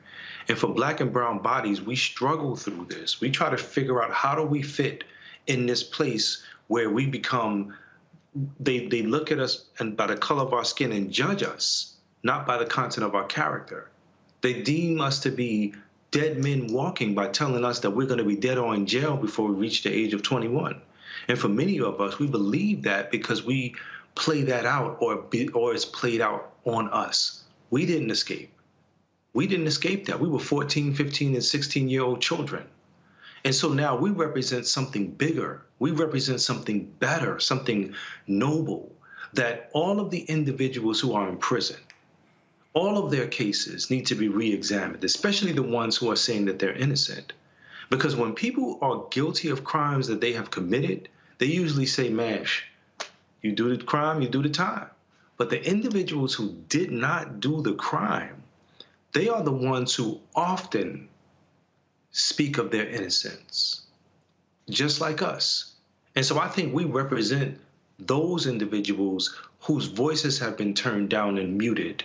We need to echo and uplift their voices, because these cases need to be seen and need to be heard. There's a problem in America, and the problem is a problem that they look at the color of your skin and not the content of your character. and they judge you by that. And then they make you part of the disenfranchised people.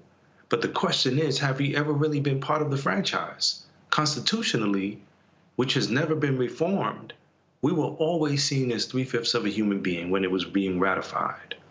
That document has never included us as full human beings. And so I think that that same sick mentality that found its way to making black bodies and enslaving them when they were kings and queens, princes and doctors, mathematicians and scientists, we still have that same DNA inside of us. And we need to fight to push it forward, to pour it out, to deliver it, to gift it. That's what we need to do. Kevin, there were a lot of people in white media who wanted to bury y'all. And when we talk about why our voices matter, black-owned media were carrying that story. We get penalized on this show from advertisers. We're not brand safe because we show police shootings and beatings, and we cover these stories. And the reason I tell people why they got to support us and what we do, because we're getting frozen out of the $322 billion. But if we don't cover the stories, the families don't have a place to go. Mainstream media will only cover if it becomes a national story. And so people have to understand that what y'all were going through, as far as the major media in New York, every single one of y'all were guilty, and they were like, throw the key away. Yeah, because we was, to their eyes, we was guilty already. We were guilty before innocent. And when you look in the courthouse and you see that sign, it's a scale, it's unbalanced. And that's the system, it's still unbalanced. And it's been unbalanced from the beginning. I remember when we went to trial, we were already lost, even though we were innocent of our crimes. And that's been going on way before the Exonerated Five. It's been going over 400 years. The same thing has been happening, so we must change that. And shows like yourself must speak the truth and let people know that this is nothing new, And now that we have the platform, we must keep raising awareness about this and bringing this issue up, because it didn't go anywhere. And us having this gate, it's a spark. The struggle still continues. We still have a lot of work to do. So this is beautiful, but there's still a lot of people that don't have voices. And we are the voice for the voiceless. And that's why we're so passionate about what we do, because it's personal. Well, gentlemen, we appreciate that you are here to tell the story. And again, New Yorkers or anybody visiting, they've got to read, they got to see that wall, they got to see that monument, and they got to know the real story. And it's not about the Central Park Five, it's the Exonerated Five. Always appreciate y'all coming on Roland Martin Unfiltered. Hey, Uncle Roland, listen. We need black media, y'all. You got to support black media. They tell the truth. We need them. That's what we got. That's in our corner. Definitely. Yusef, go ahead. You want to make a comment? No, I said we appreciate you. And I just wanted to say that last shot of the sign in the park and the gate, the entrance to the gate itself, it feels and looks so good, man. Look at that. It feels good. Yes, indeed. Gentlemen, I appreciate it. Thank you so very much. Thank you. Right. All right, folks, I got to go to a break. We come back. Our marketplace segment. Definitely want to focus on black businesses. And y'all, do me a favor. Y'all, hit the like button on YouTube. Seriously, how is it that we're 2 hours into the show and you barely hit 1,000 likes? Y'all riding for free, comment, hit the doggone like button. It ain't that hard. So we'll come right back with our marketplace segment. And of course, our panel as well. You're watching Roland Martin Unfiltered on the Black Star Network.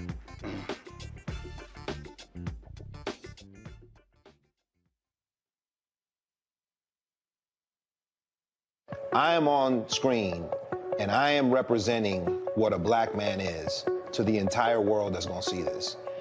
And this might be the only black man, a representation of a black man that they see. Right. So I am responsible, right, for how they see black men.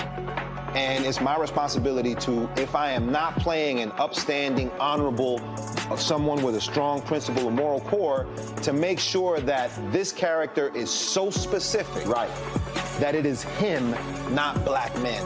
And I wish that more actors would realize how important their position is as an actor of color, playing people of color on screen. Because there are people that see us all over the world in these different images that we portray. And not everyone knows black people to know, yes, that's not all.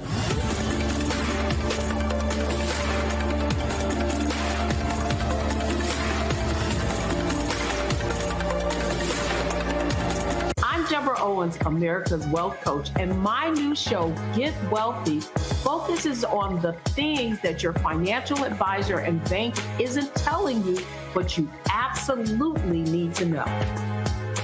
So watch Get Wealthy on the Black Star Network.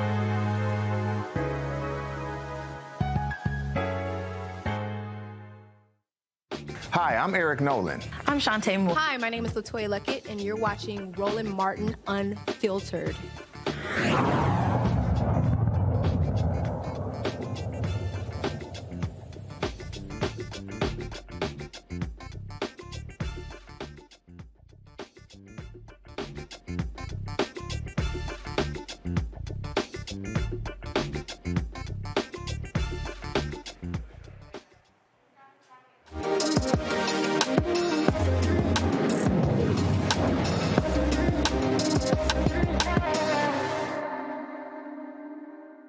All right, y'all, two sisters with degrees in science said, you know what? Let's have food-based products that's about the science of their love for ginger and holistic health benefits, improve digestion, other benefits as well. So let's get right to it with Sandra Reed, Shaylin Haywood. They created Ginsation Ginger. They join me now from Fairfield, California. All right. So so I'm looking here, y'all sent me a note, and y'all said that, Roland. hey, what's happening? We have no audio. Okay, they have no audio. What's up? You hear me now? Hey, yes, we can hear you. All right. Hello. So y'all sent me a note, and y'all said Ginsation is a daily drink made with all natural ingredients and no artificial sweeteners. Ginsation is the drinkable version of a ginger shot. What's a ginger shot? A ginger shot. First off, thank you so much for having us, Roland, and your team for finding us. I'm Shaylin. And I'm Sandra.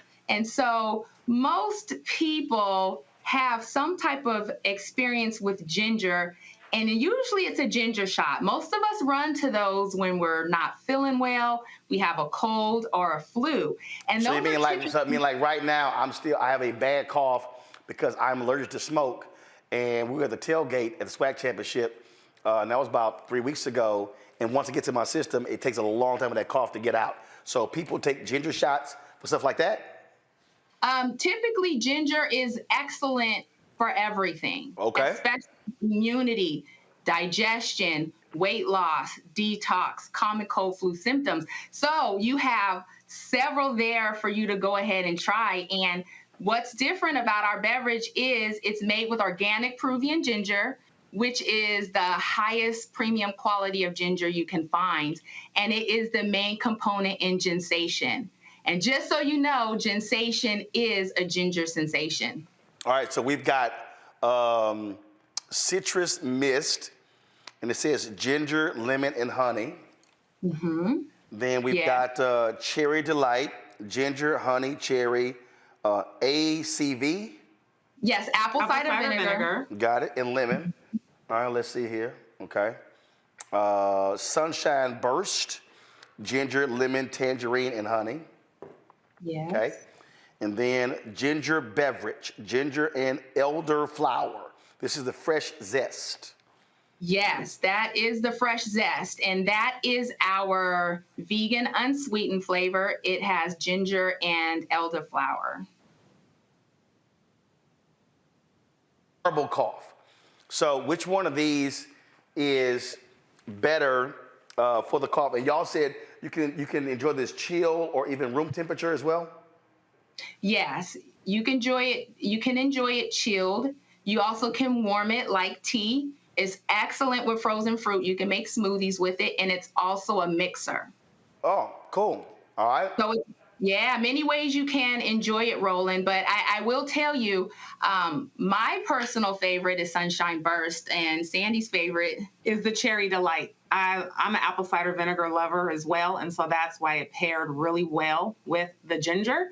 But to your question, for the common cold, I mean, when you go to the doctor, they recommend honey, lemon, and ginger. And upset stomach. So definitely the citrus mist one, to your question, would be a great option for you. All right, which one? The citrus mist? Yes, the citrus mist. Okay, all right. And you said it can be warmed up or just room temperature or chilled? Correct. Cool. All right.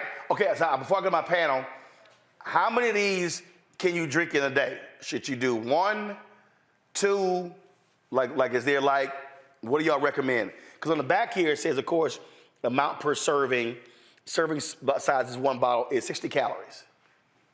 Yes.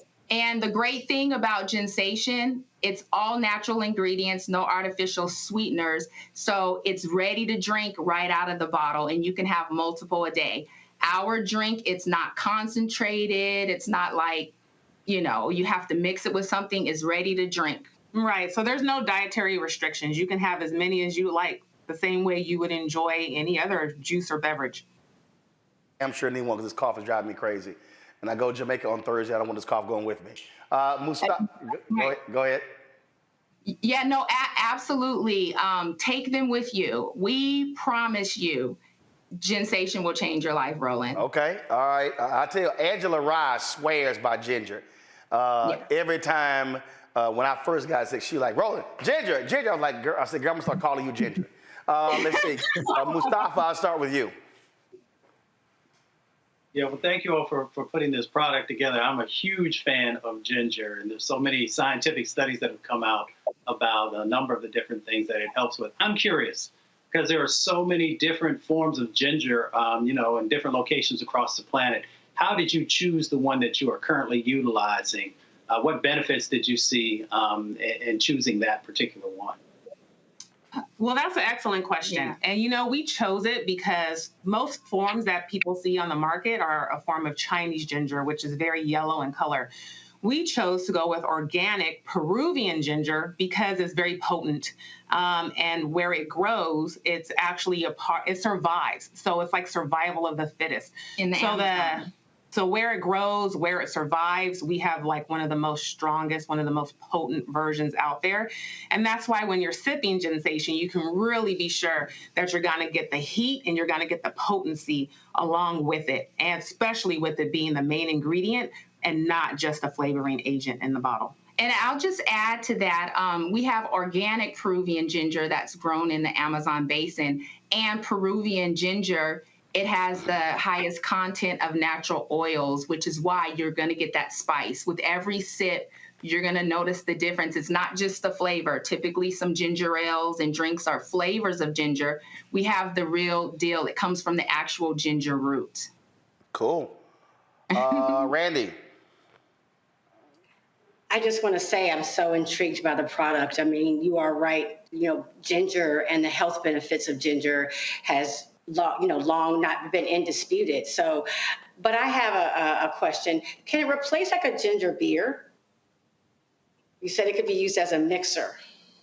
Yes. A lot of people love making Moscow mules, which calls for ginger beer.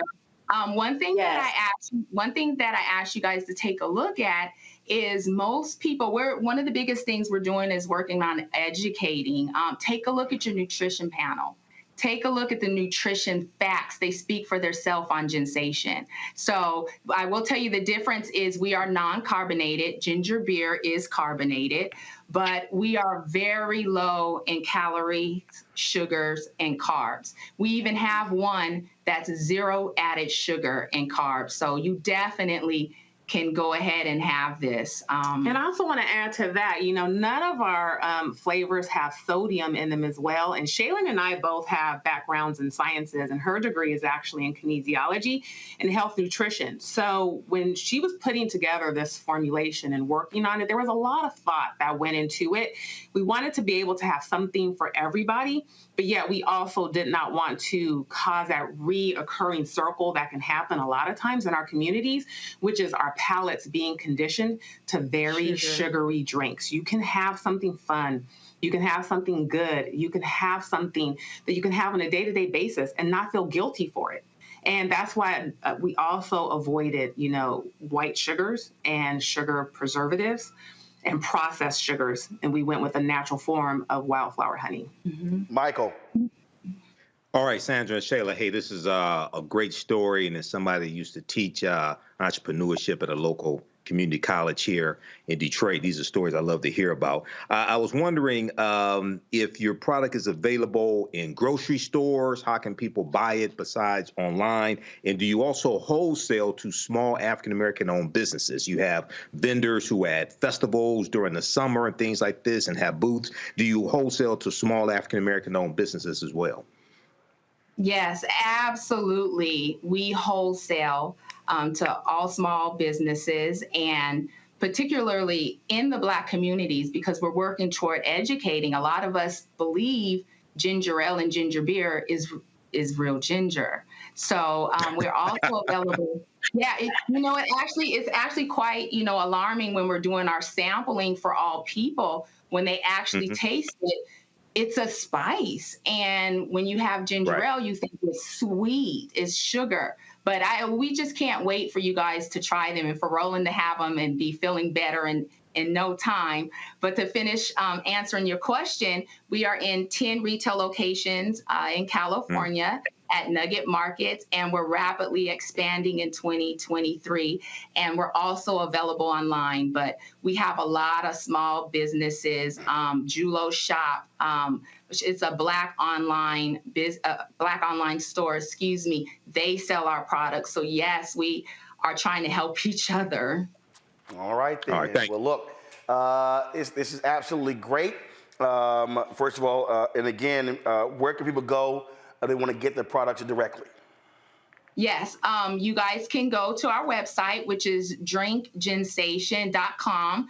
We have a special for Roland, and you use code Roland.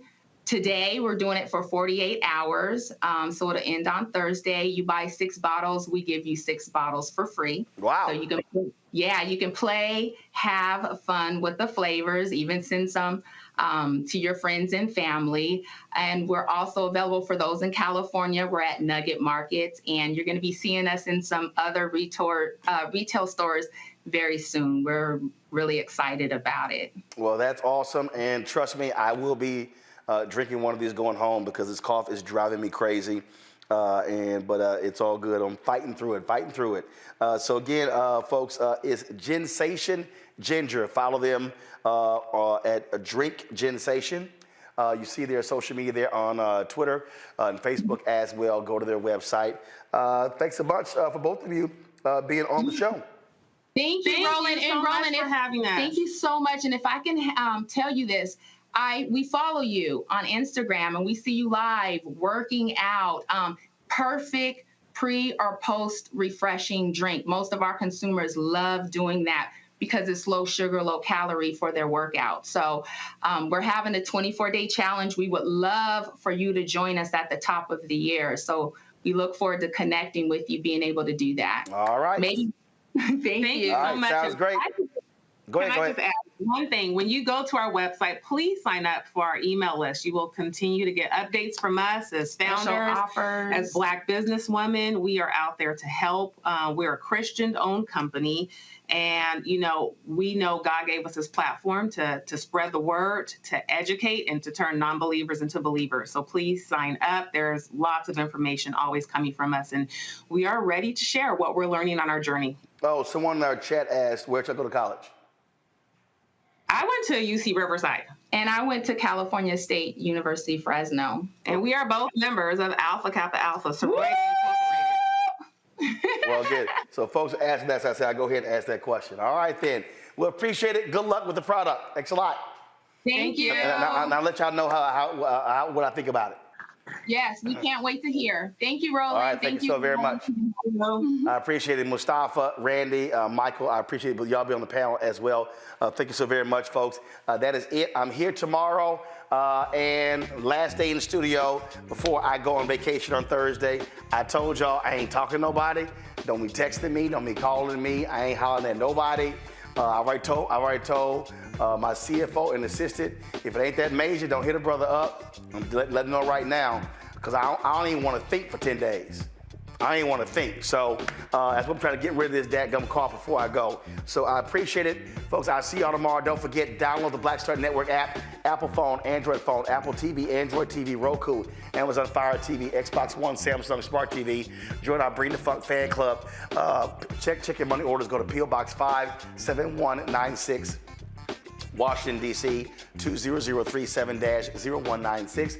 Cash App, $RM Unfiltered. PayPal's R Martin Unfiltered. Venmo is RM Unfiltered. Zelle is Roland at RolandSMartin.com. Roland at RolandMartinUnfiltered.com. And get a copy of my book, White Fear, How the Browning of America is Making White Folks Lose Their Minds. It's available at all bookstores, Barnes & Noble, Amazon, Target, and of course you can also download your copy on Audible as well. Okay, folks, that is it. I'll see y'all guys right here. Yep, yesterday I rocked North Carolina Central. Today I'm rocking Jackson State. And so the Southern people, calm down. I'll be rocking y'all powder blue and gold tomorrow on Roland Martin Unfiltered. I'll see y'all then. Holla.